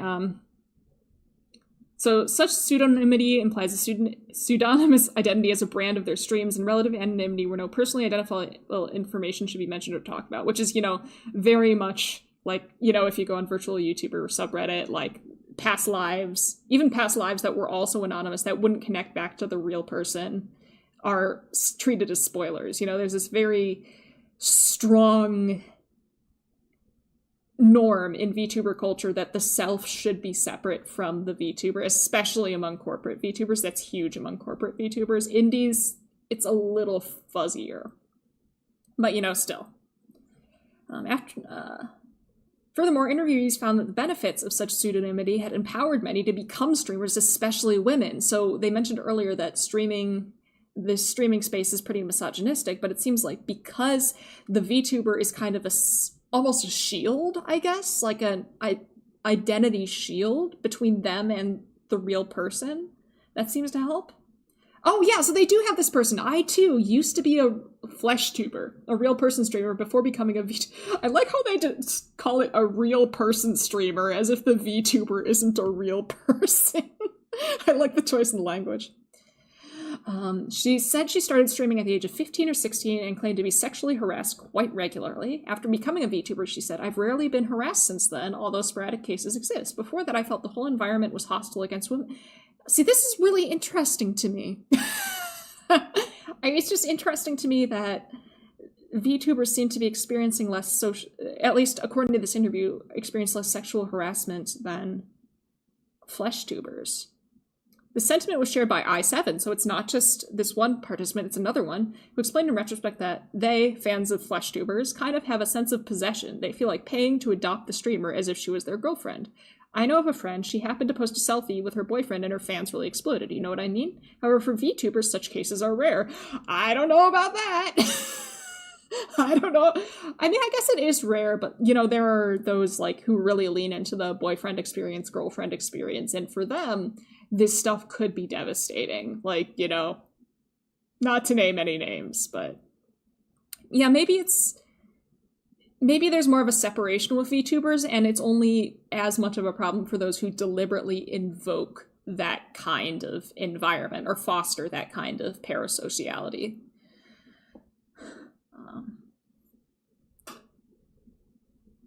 Apart from hostility towards women, I1, I3, and I4 all noted that being a VTuber would save the hassle of applying makeup. I feel that.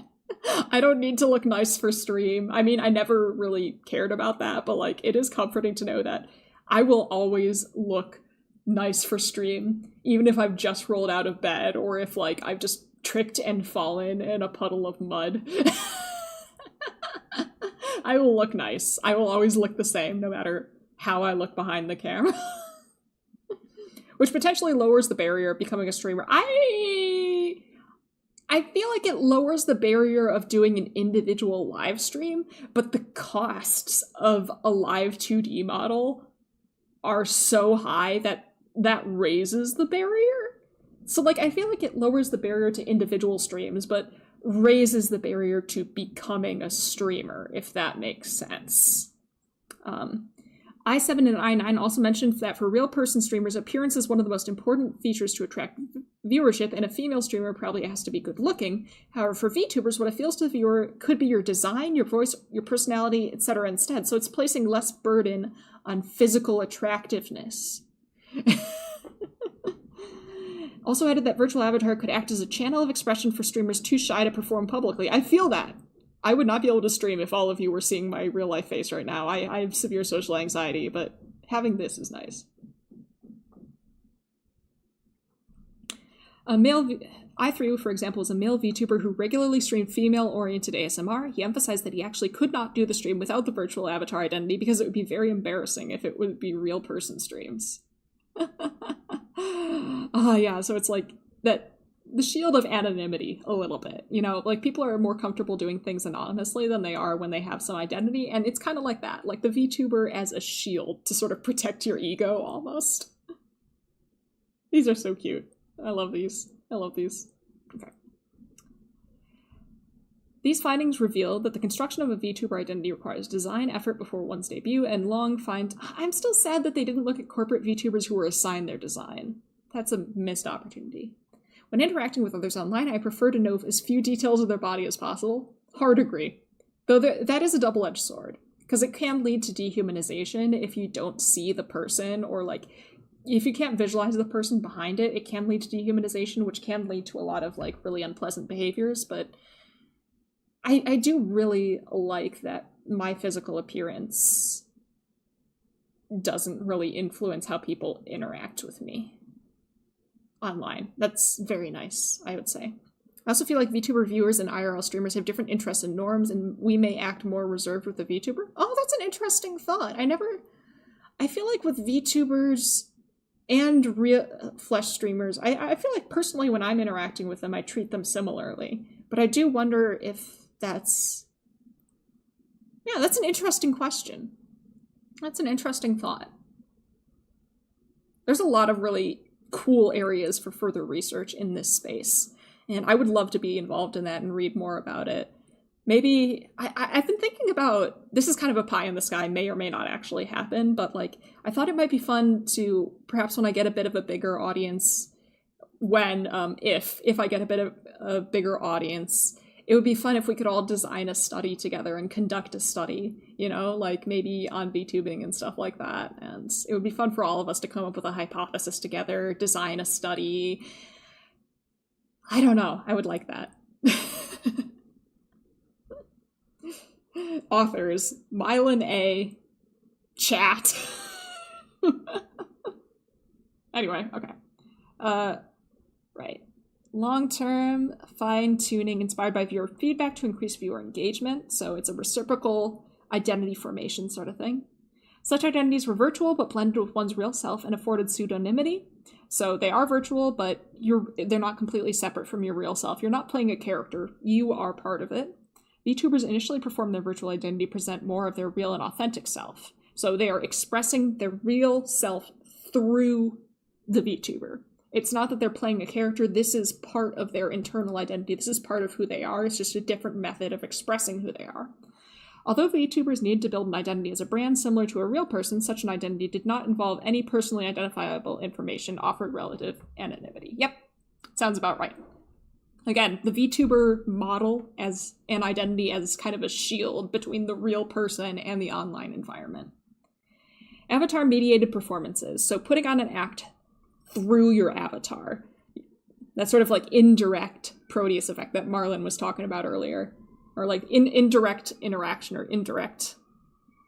The observations and interviews also honed in on several facets of avatar-mediated performances, such as streaming practices of VTubers, how VTubers act during their streams, the limitations existing technology imposes on VTubers, and the inclusiveness of viewer-streamer interaction. When performing as an avatar. I was thinking maybe I could do a study, but I don't think I could reach a good conclusion because I'd have to ask a lot of people. Yeah, there's a bunch of... I've been thinking about ways to deal with the sample. There are places where if you just want kind of like the general population or you don't care about a specific population, there are websites geared towards researchers where you can recruit participants from there.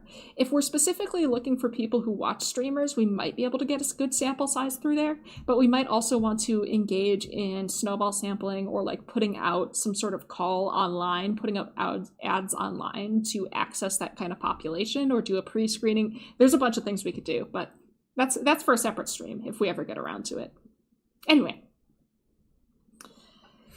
In live streams and videos, we observed this rigging included changing the clothing, accessories, and facial expressions of the avatar, and triggering animations of the avatar in real time via keyboard or motion tracking software such as VTube Studio, like me! In addition to the avatar, the stream background content was comprised of 2D resources such as sketches, drawings, images, or shared screens of games. And in my case, your paper! We're getting real meta with it here, ha ha ha ha. Okay. An exception was C7, so this was somebody that they observed, male avatar, who streamed within a 3D virtual world using a 3D avatar that was animated via full motion body tracking. That is still so cool to me. It's also worth noting that 2D resources are often used as illustrations while the VTuber is performing for telling a story or making a point instead of as mainstreaming content. For example, in the debut stream of C6, this is the male animal avatar. He told background stories about his virtual avatar while drawing illustrations on a shared screen in real time. Ah, that's fun. C2 was observed introducing her avatar were presenting 2D slides with sketches that were paired with text illustrations. Yeah, it does sound like VR chat, doesn't it? Or like something like Doobie would do. Doobie, the jumping mouse. Anyway. For VTuber viewers, the inclination to participate and interact with VTuber's virtual identity contributed to their motivations to watch stream. So interactive. Interesting, a corporate VTuber who is also an artist. Yeah. Alright. Therefore, like many streamers, VTubers build communities by hosting Discord servers or QQ groups to try and involve their fans in the stream as much as possible. Also, I treat the streamer as actor and stage. I appreciate the person that hits well. To appreciate them, if you get to know the VTuber IRL, which happened to me, oh gosh. Jumping mouse. There's a VTuber called Doobie these days. I think. Is that how you spell it? Doobie? Doobie 3D. Oh! Doobie with a Y. Yeah, Jeroba. Yeah. She streams 3D in a 3D environment. It's really, there's a gif of her, or like a video of her dancing around. Yeah, so kind of like that. It's not necessarily, oh, sorry, this is a little cut off by the stream, but yeah, she's kind of like that. So it's not necessarily VR chat, but something similar to that, right? It's probably something like that. Yeah, that mouse. I too emphasize that her fans became more attached to her. I used to stream League of Legends, and my viewers at the time liked the game itself more than the streamer they watched. They would only watch the stream if you're a good player, and leave the stream if you switch to another game. Now I feel my viewers are more attached to my virtual identity than before, whatever I stream. So the VTuber as almost a marketing tool, having a common identity, yeah.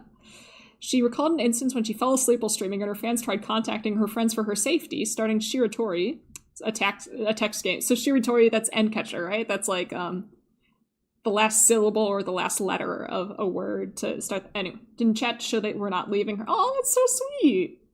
I4 also agreed that such attachment during her interview and emphasized that many of her fans came to watch the stream because they would like to interact with the streamer. So it's not about watching, it's about engaging with this streamer. Engaging, I don't want to say this character, because we've established that a lot of these streamers do put their real selves into it, but, you know, engaging with the personality, let's say.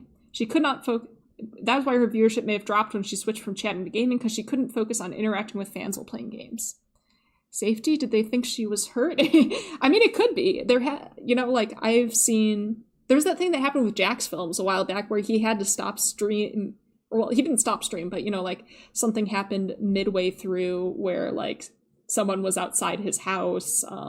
There was another VTuber recently who, a stalker had tried to break into her house while she was on stream. It's like when a stream suddenly stops, sometimes people get worried because, like, it could just be falling asleep. It could be a variety of other things. You never know what's happening because you just see the digital avatar. You don't know what's going on behind the digital avatar. Now I'm getting spooked. I find myself looking around my room now to see if there's anything behind me. I'm scaring myself somehow. Yeah, so you never know. So they might have gotten concerned. To engage viewers in the drawing of I5, whatever she drew was determined by viewers in her chat. I3 also hosted polls in his Discord channel to let fans determine what he'd perform in upcoming streams. So yeah, the interactivity, the ability of fans to determine what was going to happen next is a big draw, I think. And that goes into the whole parasocial relationship bit of streaming in general. We noticed the chit chat was the most common stream type. So most of the VTubers that they observed and interviewed were doing a lot of just talking streams. During these streams, VTubers engage in casual and recreational conversations with all viewers in the chat about various topics. I1 and I6 also reported that chit chat or just talking streams were the most popular on their channels because they allowed for active participation, which makes sense. If you've built that kind of relationship with your audience, it's fun. What is this? The ways VTuber... Oh, so this is from their qualitative coding. Overacting. The number who screamed. They have both interviewed, the ones they interviewed and the ones they observed, the amount of swearing, telling porn jokes, singing off-key, playing games poorly. 7 out of 7 observed VTubers and 5 out of the 9 interviewees were found to exaggerate their performances. Attachment is quite interesting. I did get attached a lot to different streamers. You have to keep reminding... Yeah, the whole parasocial thing is a really rough thing. Yeah. Like, and especially for streamers, it's got to be really difficult to balance, because like the more attached your viewers are, the more that they're going to keep tuning in, the more you're going to grow, the more money you can potentially make, but also the more attached your viewers are, the more risk there is. So it's got to be a very difficult balancing act of like trying to keep people invested in you, but also drawing a clear boundary that like, you know, you are not my friend. Like, I will interact with you, but you don't know me and I don't know you kind of deal. It's one of the scarier parts of streaming, I would say. I don't think the type of streams that I do are don't really foster that, but you know, it's still a scary thought, right? Okay, overacting. During VTuber performances, we observe various exaggerations in terms of voicing and acting. For example, in the self-introduction, C3 claimed to have multiple personalities. Oh my god. Oh my god. Okay. Also stated she would switch between sweet-sounding Japanese and heavily accented Chinese to exaggerate her avatar. I'm thinking of that one anime. Like how I went viral by forgetting to turn off my stream. This sounds very much like the main character of that show. In addition to voicing, VTubers tended to exaggeratedly play act for dramatic effect. Intentionally screaming, swearing, telling jokes, singing off key, or playing games poorly were common behaviors. Yeah, I'll probably be fine. I'm not terribly worried. Maybe I should be more worried than I am, but thank you. In addition to voicing, VTubers tend to exaggerate. Oh, I just read that. The reasons behind such overacting were in part due to reduced cues available in avatar-mediated performances compared to real-person streamers. Yeah, I mean, that makes sense in that, like, I can't express emotion on this avatar nearly as much as I can normally. And, like, especially if you're playing a game, I might have, like, for this... I don't mean that one, but for this model, I don't actually have expression hotkeys. I only have toggles for like outfit elements and stuff. But especially like if you're in the middle of playing a game, you can't like use toggles to change your expression. So you have to like, there is this thing where when you're using a live 2D avatar, you often have to exaggerate your facial expressions and maybe exaggerate your mouth movements for them to get expressed the way they do in your live 2D model. So yeah, you're gonna have to overact to express the same level of expression, or even a lesser level of expression that a flesh tuber would. You're gonna have to push your expression harder to do that. An explanation,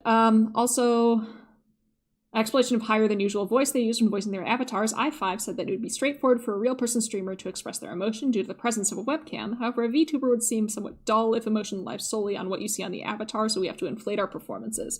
So overacting in the voice because VTuber avatars can't express as much. Like if you have really incredible rigging, you can express a fair amount. I'm thinking of that famous Doki Bird clip of the third wheeling that thing, but like the average VTuber's rigging cannot have a super wide range of expressions, like a much bigger range than a PNG tuber, of course, but like, you know, like my rigging, it can't do as many expressions as I can do with my face. Yeah, it's voice-based expression. They're using their voice as an additional way of conveying emotion and things like that.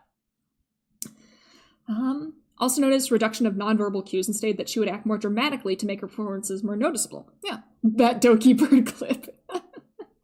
Live streaming via virtual avatar is still limited in its form. Apart from the avatar itself, how you act and how you voice the character also are a mean to attract audiences, so some VTubers exaggerate their performances. Makes sense, yeah. Like, because, yeah, you can't express emotion.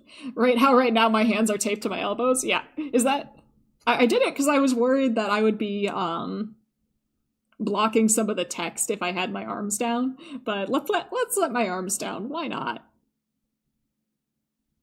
The lag is like, yeah, there we go. Now my arms are down.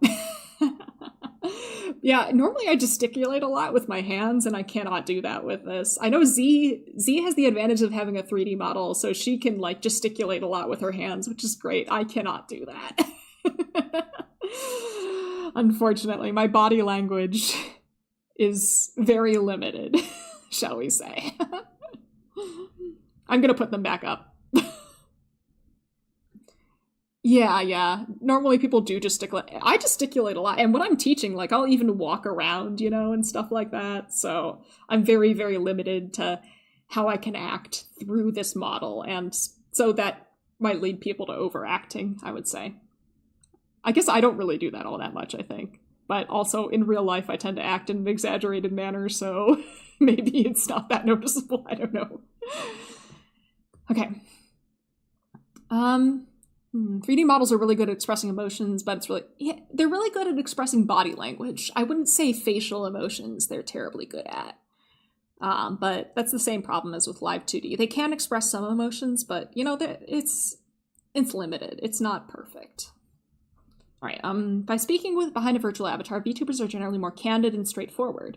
Some, like C3 and C4, did not shy away from addressing controversial and personal issues.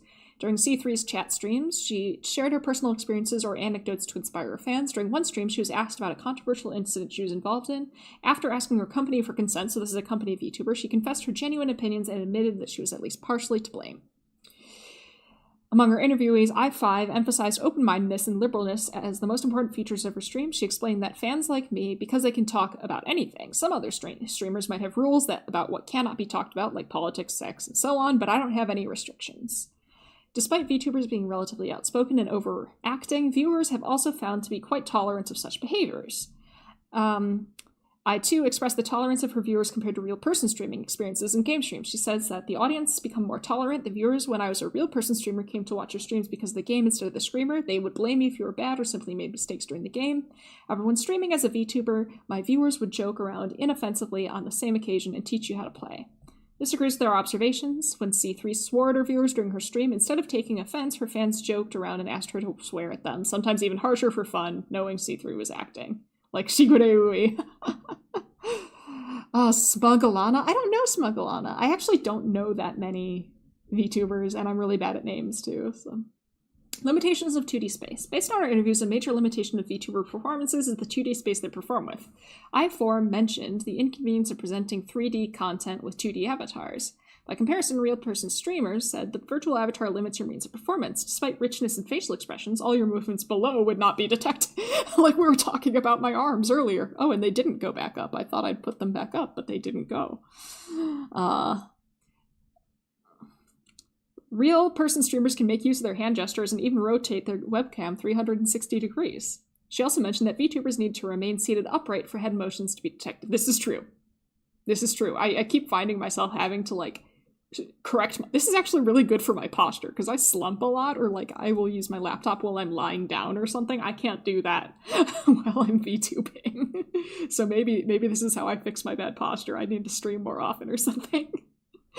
When asked about their desired improvements, regardless of technological and financial constraints, 5 of the 8 VTubers interviewed said they would like to have a 3D avatar. I would also like to have a 3D avatar sometime in the future. It is good for posture, I will not lie. Posture above the waist. I am still sitting in a horrible way that is definitely bad for my legs, but at least my back is straight. I1 said she would like to make a vlog and use a 3D avatar to introduce the street scenes of the city she was from. However, the expense of creating a 3D avatar along with the technological cost of animating it was too limiting, especially if you're out in the real world, I imagine. Yeah, posture check, everybody straighten your backs. Unclench your teeth, whatever you're doing. Maybe get a glass of water.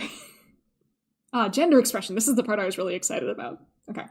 The avatar design and performances of the Nakanohitos, in other words, again, Nakanohito is the person inside. That's the literal translation, the person inside. It's the person behind the VTuber. To demonstrate how gender expressions become much more exaggerated and sexualized than with real person streamers. Thus, we first introduce gender demographics of the VTuber community and then explore phenomenon of gender expression. We also discuss the underlying reasons or motivations for the gender expression as derived from interview data. Exciting! You're eating a cup of sunflower seeds? Nice! I actually didn't bring a glass of water to the stream, and that was my mistake. I have made a horrible error. Oh well. I'll drink plenty after this. Alright. Gender demographics. Contrary to traditional streamers, which have been found to be male-dominated, today's VTubers' virtual identities are predominantly female. Yep, that's kind of what I was thinking. Or at least the popular ones are predominantly female. According to statistics from third-party ranking sites like Virtual YouTuber Wiki, by January 2022, nearly 80% of today's VTubers were using female avatars, and most Nakanohitos, the people behind them, were believed to be female as well. Though, of course, there's no way to confirm that for the most part.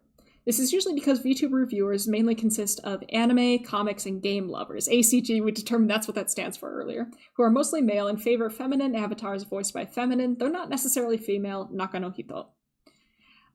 Yeah, that's like, so if you don't know, I've looked at the audition forms for various VTuber companies and the audition notices, even big companies that are known for specifically their female VTubers, their audition forms say must be able to play a female character, but people of any gender are able to apply.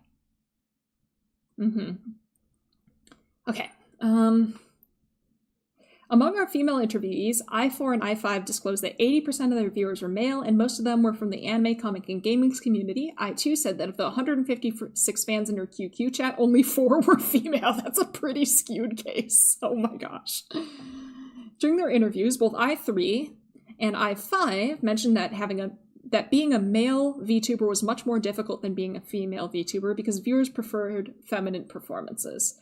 Consistent with that one, me reading far too much into that one comment that may or may not have been suggested I needed big booba. To attract female fans, I3 streamed ASMR content that targeted female viewers, like erotic talk for straight women. Therefore, viewers of I3 were mainly female. So, yeah. Again, reminds me of Luxium a little bit, or certain members. Therefore, viewers of I3 were mainly female. No judgment, by the way. Zero judgment. Do what you want. I8, who streamed gaming and history knowledge, said he had few female fans because they would not be interested in his content. I don't know. I have a lot of female friends who are crazy into history and gaming and games based on historical periods. So I think the overlap might be bigger than he thinks. Okay. Inflated gender performance. Motivated by their avatar design, the performance of a VTuber's gender role is often exaggerated and sexualized. For a female avatar, the sizes of the bust, waist, hips tended to be inflated. For example, I2 and I5. So they're calling out specific people, but of course this is anonymous. Watching males, so male VTubers have a big handicap in my experience with male VTubers. It took far more effort for VTubers.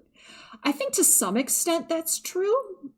I think for male VTubers there is a higher barrier to entry in some cases, or for the most part, because as they observed earlier, a lot of the audience for VTubers does tend to lean male, and, if you can have giant booba, men might be more, at least straight men or bi men, might be more likely to watch you. But I do remember how big of a deal it was for the first big corporate male VTubers to come out in the English-speaking space. Just by virtue of being the first male corpo VTubers, they got a huge boost. Of course, they had their own benefits and stuff, like they had their own merits and stuff like that, but that was also a big marketing point for them. But I think that's more the exception than the rule, I would say. History in military uniforms makes me worry if it's focusing about history specifically from 80 to 90 years ago. Understandable. That is concerning. Okay, the legs were thin and long, eyes were round and big. That could be an anime thing, or it could just be an exaggerated thing. And face shapes were optimally heart-shaped. The clothing design was also included exaggerated and provocative elements like a deep V-neck dress or a leg harness or fishnet stockings. The masculinity of male VTubers was also inflated through use of military uniforms. That is, I8, that, like you said, that is specifically the history of VTuber here, using a military uniform. That is potentially worrying, maybe. As an exception, C5 experimented with avatar designs that differed from traditional gender roles. For example, a male presenting avatar voiced by a male Nakanohito that had common feminine design traits like long hair, eyeshadow, and blush. So these are their list of the people who had that inflated appearance. Deep V-neck dress was... Why is that a code if only one person met it? Leg harness and fishnet stockings, that's a lot of them. Sexualized ASMR and military. Soft and sweet voices, consoling fans, pranking and mansplaining. wait. Gender characteristics of the avatars were further strengthened by the performance of the Nakanohito, so the person behind the avatar. Female VTubers tended to voice their avatars using softer, higher voices than usual to sound appealing. The cultural notion of femboys plays into this. Yeah. That is an interesting thought. I know that there was, for a very short time, HoloLive, one of the Hollow Stars members, for a relatively short time, really played up, like, he was playing a male character, but he really had, like, a very feminine avatar and played that up, I think. The gender character, female VTubers tend to voice their avatars using softer, higher voices than usual to sound appealing, while male VTubers used much lower voices. Ooh, that's interesting. In the female-oriented ASMR stream of I3, this male VTuber, the voicing was sexual and including kisses, imitations, heavy breathing, murmured sweet words, and so on. I'm sorry, like, I'm cringing with secondhand embarrassment, but, like, if you can make it work, you do that. I just have a very strong secondhand embarrassment response. Gender stereotypes were also found to be somewhat extreme in VTubers acting. Many female VTubers acted cute by using sweet and soft voices, saying sweet words, or gentle and considerate when consoling fans in the chat when they were down. Male VTubers, however, often acted naughty and pranked and mansplained. In one game stream of C5, for dramatic effect, C5 acted overconfident and preached his strategies to his co-streamers by drawing illustrations as if he were the team leader. His strategies did not end up working later in the game. That sounds like a very, very funny thing. I would love to watch clips of that. When asked to reflect on the performance of the gender, many interviewees claimed that their gender expression was self-driven, so they got to choose this. They chose this not because of what they thought the audience would want, but because of what they wanted. For example, I4 used an avatar different from herself in real life. She said she was more of a boyish and cool-looking girl in real life, however, her avatar was exaggerated into a much more feminine look. What about pranking, acting naughty a bit, and, like, think about that one clip where Coroni said, "Thank you forever, goodbye." That clip never ceases to crack me up when I see it. Every time. Goodbye, thank you forever. Okay. She claimed that her performance of the avatar's gender stayed true to her real self. She recalled that there might be a few new audiences that said, "You're a female VTuber, you should behave properly and not swear. I would address them directly. This is my style. You may please leave the channel if you don't like me." In this way, those that stay subscribed to you, most of them do, ended up those who accept you. My audiences actually like me this way, since it is more authentic. I3 Male, however, said his ASMR streams and sexual voicing were at least partly market-driven because he needs to build viewership. So some of the gender performance is motivated by the person wanting to act in a certain way. Other bits are driven by the market. Okay, it's sexual suggestiveness. I imagine this is more the latter, but I could be wrong. Let's find out. We also observed the prevalence of sexual suggestiveness in VTubers' interaction with their viewers. 9 out of the 16 VTubers. So I guess that's how many did it, because I think everybody was coded on the same amount, but 9 out of 16 leaned into this. This included flirting, dirty talk, telling porn jokes, openly talking about sex or sexual fetishes. For example, in one chat stream, I2, the VTuber said, "Like you animals in chat, however, you deny being my puppies. How come you sound so..." I don't want to read this out loud. I guess it works like... In another stream, she responded to one viewer that complimented her saying... Okay, no, I'm not reading that. Open...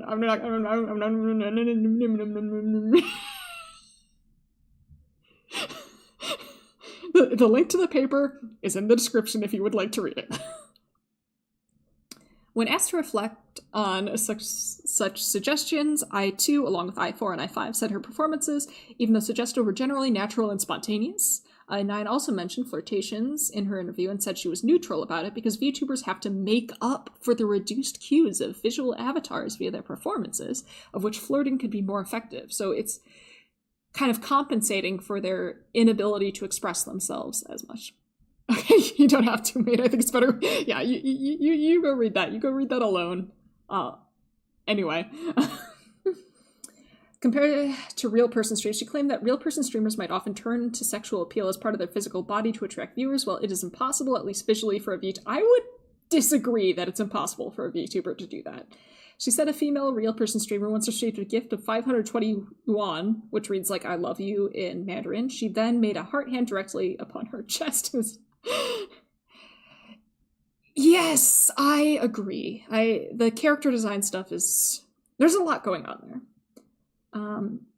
For me, a VTuber, all I could say is thank you. In her opinion, the performances of real-person streamers were much more sexualized and often took advantage of self-sexualization to attract viewers. So the over-sexualization of VTuber models is to compensate for the fact that they cannot move in more sexual ways the way a flesh tuber might, I guess, is kind of the idea being conveyed here. That's an interesting thought. I never thought of it that way. Huh. Interesting. Okay. So these findings revealed a nuanced description of how VTubers construct their fine-tune their identities, how they perform their identities, and yada yada. In the section, we explore our findings from 3 perspectives: identity, co-construction, avatar-mediated stream representation, and feminism. So identity co-construction would be constructing your sense of self and your identity of who you are. Co-construction is I'm developing my own identity both within myself and through my interactions with others. And then avatar-mediated stream presentation, how I present myself is affected or influenced or channeled through my digital appearance, and feminism, and then discuss design implications for VTubing and live streaming in general, and the limitations. So identity co-construction is a form of engagement, developing your identity through interactions with the chat. VTubing affords experimentation with virtual identities, yep. So you can experiment with your own identity through your avatar and through your performance, which affects performances of the people during live streams. So that whole Proteus effect, was it called? In addition, VTubers' identities were often co-constructed between viewers and the Naka no Hito. So that's the co-construction of identity. The interaction with the chat is part of constructing the identity. VTubers fine-tuned their avatar design and performances based on viewer feedback and suggestions, or for the purpose of viewer engagement. Such co-construction, so like I'm thinking like Iron Mouse voting for having a vote for the design of her next model or something. But it can be smaller things like, referencing an in-joke in a new outfit or whatever. Such co-construction constitutes a unique form of audience participation in live streams. Aspirations of a future where we're entirely divorced from biology through technology. In some ways, I like that a lot. In other ways, I do worry about how that could be exploited, and the amount of worry that I have about it tempers my enthusiasm. But, I get it. I really do love, as a VTuber, my ability to make decisions about my own appearance. In my experience, a rare case, a good friend and VTuber of mine, Aquapunk, a non-binary VTuber, had strict rules and not safe for work. She's had a very beautifully but not safe for work. She built a community that was wholesome. Nice, yeah. I know. There's a lot of variety in how comfortable different VTubers are with not safe for work content. I obviously am not comfortable with that. If anyone creates it, keep it where I cannot see it, please. But yeah, other people will actively encourage that. There's a lot of variety in that. It's interesting. Unlike previously studied, VTuber directly engages viewers to shape the identities of the streamers and how they should be performed by helping build lore and things like that. I know VTubers have had streams where they collaboratively wrote their own lore with their viewers, which is really neat. Such forms of interaction are also complement the conceptualism and co-performance. Such viewer participation usually translates into performances. Yeah, that part of being a VTuber is interacting with viewers for a lot of people. The findings also suggest that participation contributes to the engagement of VTubing. Yeah, I feel like that's true for streaming as a whole. Viewers like to participate in the co-construction and prefer interacting with an identity that is co-constructed rather than simply watching it play games. So they get more attached and seem to be more invested in people in VTubers when they help build that VTuber's identity as a streamer, which I think makes sense. At that point, you're getting some overlap. You're almost incorporating some of your identity into the identity of the VTuber and vice versa. You're getting more overlap between the two identities, which makes you more invested. It's kind of like parasocial relationships, but not. Unlike avatar customization in virtual worlds, the construction of VTuber identity is more complicated, which grants greater agency. Yeah, it's a hell of a lot harder to make a live 2D model than it is to make a Gaia avatar or something, but that also allows you a heck of a lot more customization. I can have feathers for hair, right? I could not do that on most other character creation platforms. The high-fidelity nature of live streams empowers VTubers to endow their avatars with more complex human characters through long-term performances and design efforts. It also requires VTubers to be more authentic, because it's very difficult to put on a total act live. The interactivity and synchronicity of live streaming makes it possible for others to directly participate in this. Yep, interacting with chat, yada yada. Ultimately, they design or perform their avatars based on their preferences and identities in real life after taking viewer feedback into account. So there's a lot of personal agency in it. If it's all mediated through devices and like stuff you don't have agency over, like if your substrate had a backdoor that'd be vulnerability. Exactly, that's what scares me. If your entire identity and like the entirety of you is done through a digital environment, it's the vulnerabilities that frighten me. And so to and fro interaction building an identity, maybe like a brand, like now people can use a shark and think of, yeah, exactly. Yeah, you're building a brand, but you're building it cooperatively. It's kind of like when big brands lean into memes for things. But yeah, it's cooperative brand building, cooperative marketing, and because the viewers have some role in that brand building, they become more personally invested in the brand. In this case, the brand being the VTuber. Right. Exaggeration versus authenticity and self-presentation of VTubers. The unique socio-technical arrangement of VTubing was also found to affect the self-presentation of streamers. So the performance of co-constructed identities found to be more inflated, affected, and candid. So VTubers overact. They really push how they act, how they behave. They act in a very exaggerated manner. And I think that they're right that this has to do with the fact that VTuber avatars can't have nearly as many nonverbal cues. We can't use body language in the same way that flesh tubers can. I think part of it also, though, is the roots of a lot of VTubing and the way a lot of VTuber models are presented in an anime context. And in anime, of course, there's a lot of overacting. Characters act larger than life in anime, and I imagine that also plays a role in here. It's both the lack of body language and the sort of origins of VTubing in this cartoonish space. That's my hypothesis anyway. I imagine that's also a major contributor here. However, such exaggerations may not have translated into selective and optimized self-presentation as suggested by the hyperpersonal model. So that's that's referencing a theory that I'm not familiar with. I'd have to do more reading into that to give more explanation, sorry. Because synchronicity, interactivity, and high fidelity of live streams forces VTubers to maintain an authentic and engaging identity. It is given how much interaction is happening, how long it's going on, and how live it is, you cannot put on a complete act. I mean, there's also certain actions bodies can't do, like expressing, like shrinking your model or applying shaders or filters. Yeah, I cannot have the shadow over my eyes in real life, which is a darn shame. I wish I could, but I can do that as an avatar. Do I have my sparkles? I think, which one of these is my sparkles? I need to get better at remembering what all my hotkeys are. I think this one is my sparkles. I cannot do that in real life. I cannot have sparkles around my head in real life. Gosh. Okay. Contrarily, some VTubers turn to VTubing to present their real selves. Real selves and stream what they like to stream. This often attributed to the pseudonymity of self-disclosure and afforded candid and honest. So you can be more yourself as a VTuber because it's not connected to your real life reputation, I imagine. Like, yeah. Oh, and thank you. I'm doing my best to really share my expressions as best as I can. And maybe one day I'll get a better webcam and I won't have to work as hard at it. My tracking isn't great right now because my webcam isn't great. I'm also working on a 2.0 sort of brush up deal with the rigging of this model, and then maybe at that point I'll be able to have even better expressions, and I can add some expression toggles too. That would be fun. Anyway, okay. Despite the exaggeration used, the VTubing community was generally inclusive and tolerant towards VTubers, which echoes previous research on perceptions of VTubers. So even though the VTubers are acting in a very exaggerated manner, their viewers accept this and support it.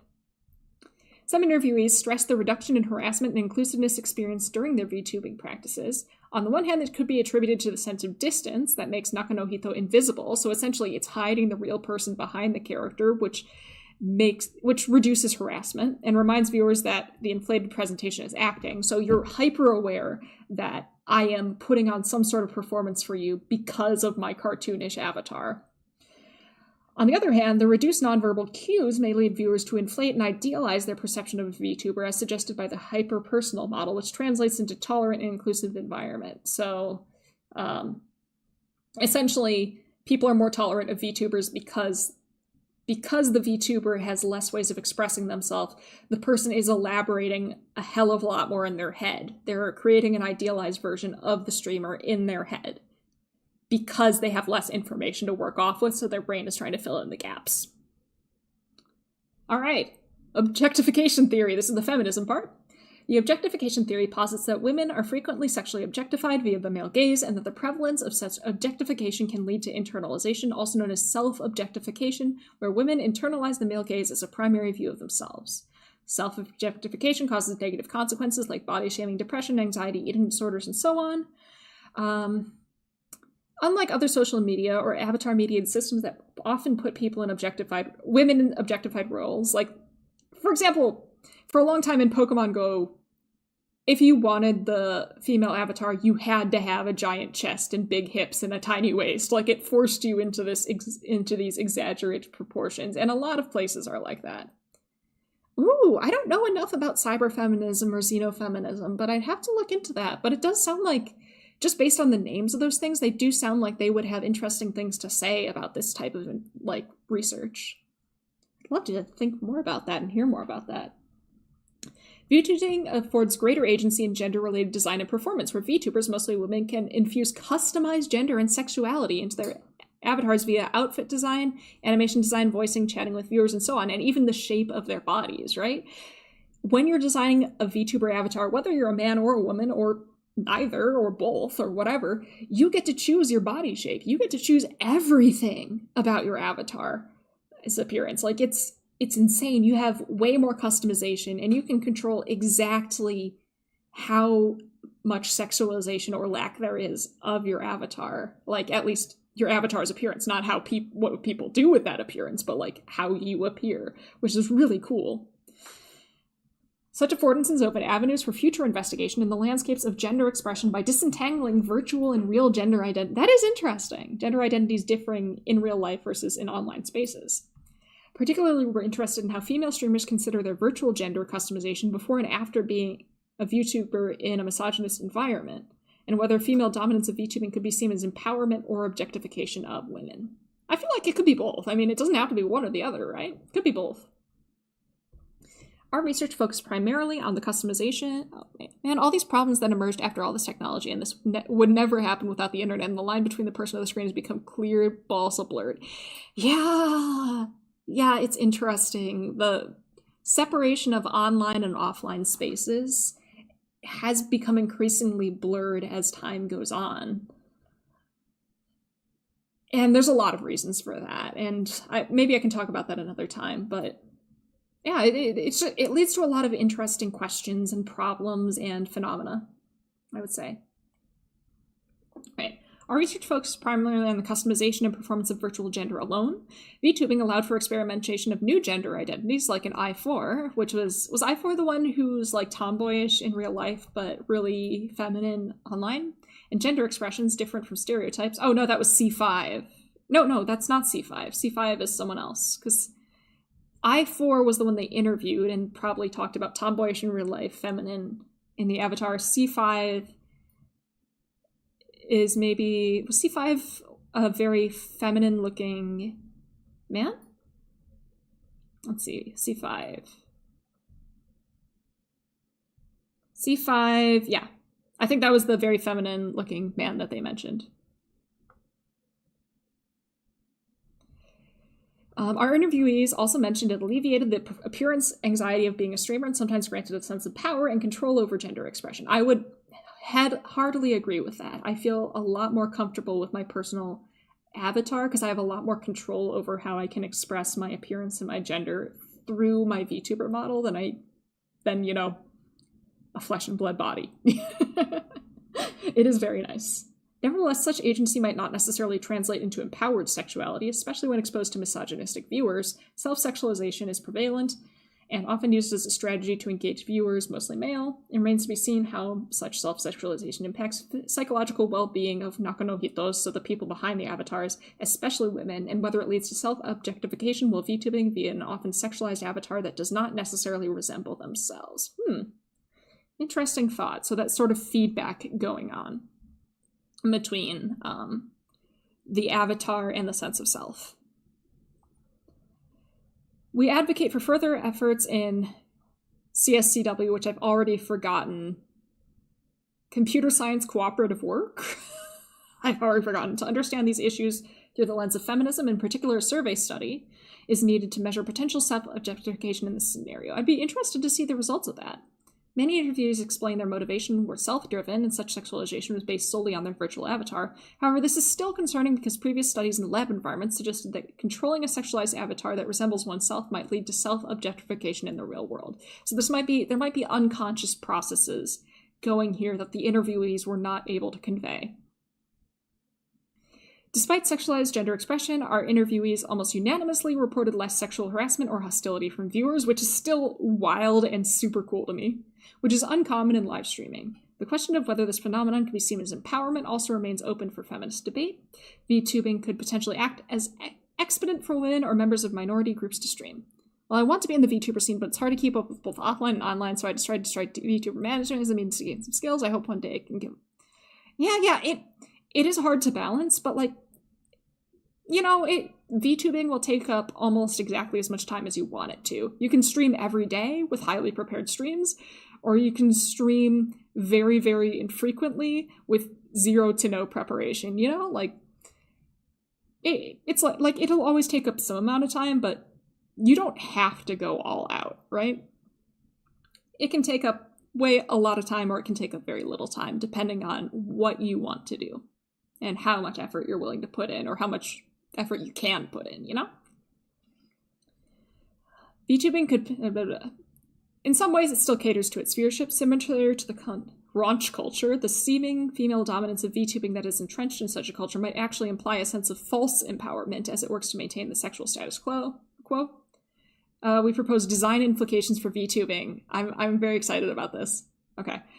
VTubing is still somewhat limited. More design effort should be made to improve the effectiveness and performances to overcome limitations inherent in... So basically, they're advocating for more advanced rigging, greater advances in technology for 2D and 3D avatars to facilitate nonverbal communication, like body language and things like that. For example, smart gloves and wristbands could be used to reconstruct hand gestures during live performances. Yeah, and some people are already doing that.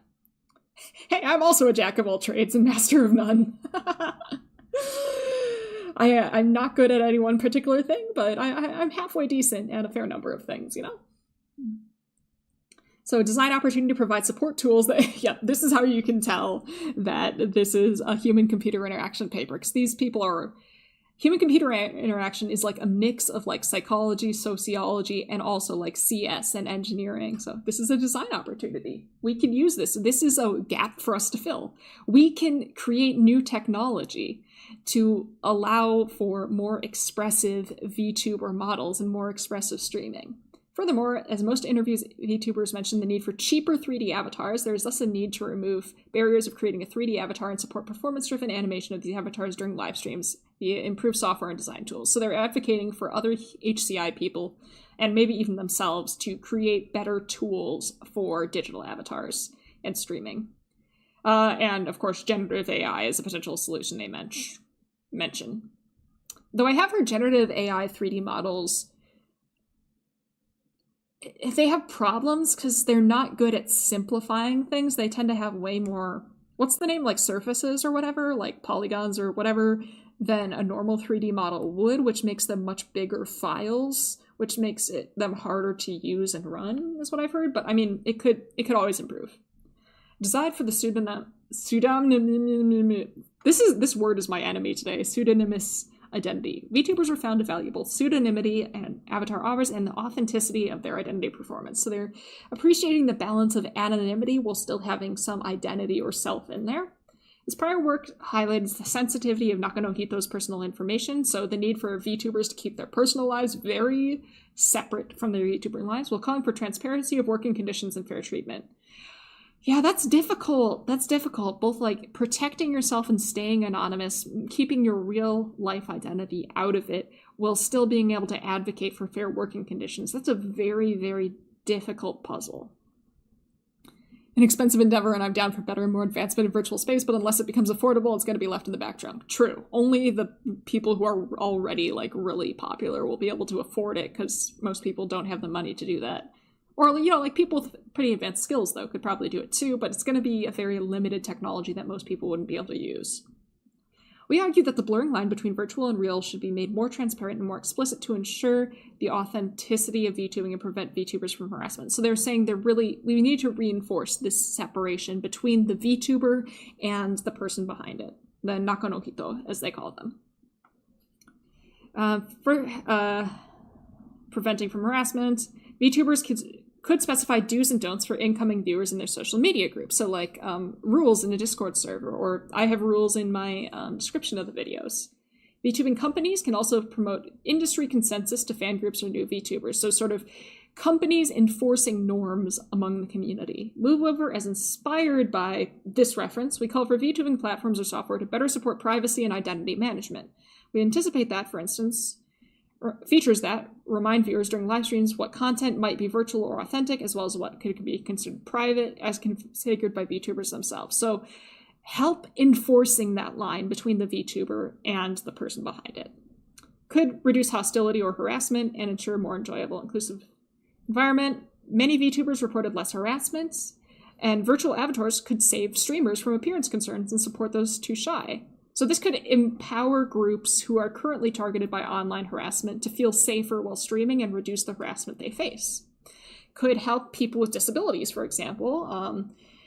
And because VTubers allow for a lot more customization, they can see themselves in these avatars where other things with pre-existing character creators may not even have that as an option, right? Also afforded could be considered for streamers to address sensitive issues or topics and facilitate self-disclosure. So because they feel more anonymous, it might be safer for them to talk about sensitive topics and things that affect them or share controversial opinions. VTubing might promote a more honest, frank, and authentic streaming environment. Limitations in future work.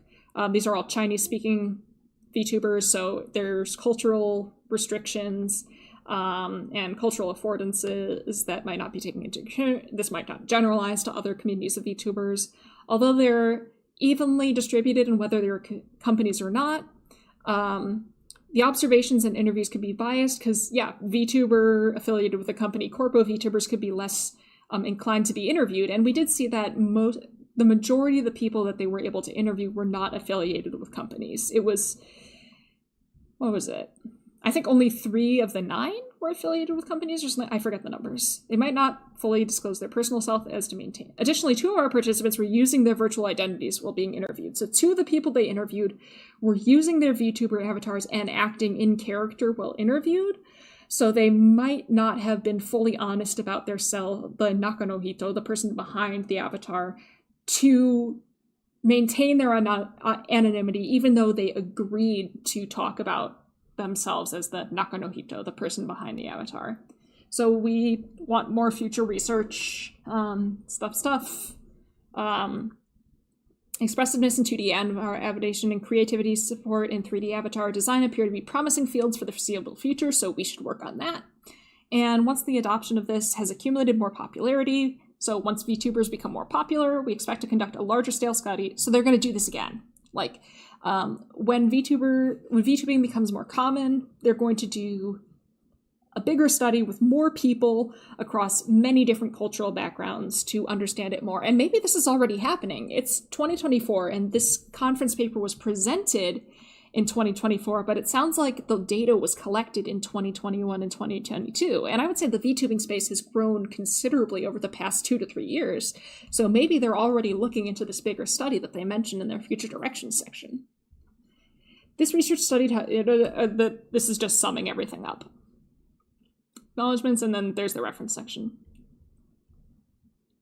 That was a really interesting paper. It's got me thinking about a lot of things that I could potentially research in the future. A lot of the considerations that go into it. I did not realize how much just worrying about the fact that you can't express yourself as much. There aren't as many physical cues and stuff.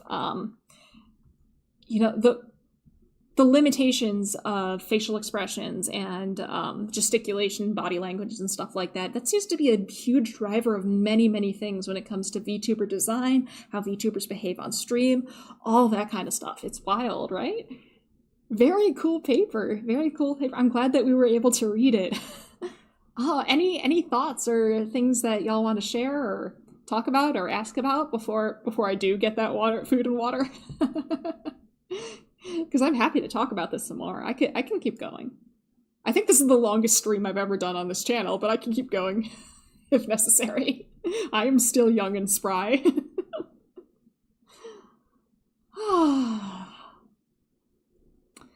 By what name should we refer? Oh, me? I'm Mylan. Mylan Aikman. You can refer to me as Mylan. You can refer to me as Aikman. You can refer to me as Dr. Aikman. You can come up with a nickname for me if you'd like. Whatever.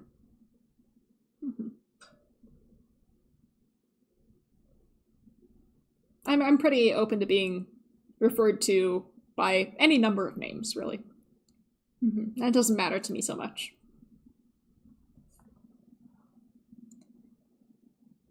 All right, I'm gonna count to I'll count to 20 in my head to see if anything pops up in chat. Interesting paper. You'll print it and keep it in your files. Nice. I'm glad that you enjoyed it. I really enjoyed it too. I'll have to see if these authors have done other stuff, and it sounds like they have a lot of references in here that I would also really, really love to read sometime. So I'll have to check those out another time. Yeah. Can't think of anything? Fair. Yeah, that was a lot. Oh my gosh, 2 hours and 40 minutes. Yeah. Oh, well, if y'all do think of anything, yeah, feel free to drop it in the comments section and I'll reply, or get in contact with me through other means and we can talk about it. The through line to other digital identities is quite interesting. Yeah. And I think you bring out a good point of the design and curation of furry identities, or just really any digital avatar or anything. What is my hope for the future? Food. I hope for dinner. Yeah, personas. That thing is really interesting. How do you pick what animal is your persona, and all that stuff is really interesting. Hope for future directions for this research. I would love to see this on a cross-cultural scale. I would love to see this is more ethnographic, taking place with in the context of the culture that it's looking at, but it can't really be used to compare across cultures. I would love to see differences and similarities in VTuber culture, in this sort of formation identity through VTubing avatars across cultures and that sort of thing. So I'm really looking forward to, hopefully they do that larger scale study that they were talking about in the future directions. I would love to read this. I thought you were a Crowsona at first. Yeah, I totally get that. I understand that. I've been thinking of redesigning my model again to really drive home the Mothman connection. But you know what? I don't mind being a crow. I think a crow's pretty sweet. Corvids? Super cool. Super cool. Corvids are awesome. Yeah, how interactivity will change after models become better at expression. Yeah, it is interesting. I bet you could do a lot of studies about limited rigging to extremely high quality rigging, and seeing how the quality of the rigging and the expressiveness of the expression and things like that, how those things change and things like that. Crows are so cool. Crows and ravens are super cool. So if people think I'm a crow or a raven, you know what? Hell yeah. Do it. Do it. You are more than free. It may not match my lore, but I have zero problems with being thought of as a crow or a raven. That might be giving me a little too much credit, but I will happily take that.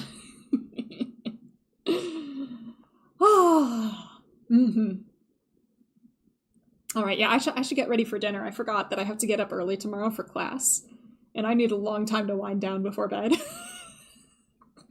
So yeah, I'm gonna go start making my dinner and getting some water, because I've been talking for 2 hours and 40 minutes straight without a single sip of water, so I should probably get on that. This probably is not good for me. I can feel my throat starting to get sore. Thank you all for dropping by. This was really fun. Yes, yes. This was a lot of fun. I really enjoyed reading this with all of you. Thank you all for dropping in. I'm gonna catch my breath now. But thank you all very, very much. And I hope to see you another time. Yeah, thank you. I hope that you all have a wonderful day. Take care of yourselves. Make sure you're getting enough sleep, getting enough food, getting enough water, and getting enough rest, most of all. Yeah, future reading streams could incorporate a break in them. That might be a good idea. Probably a good idea. I didn't think it would last this long. All right, everyone, take care. Have a great day. I'll see you next stream. Bye.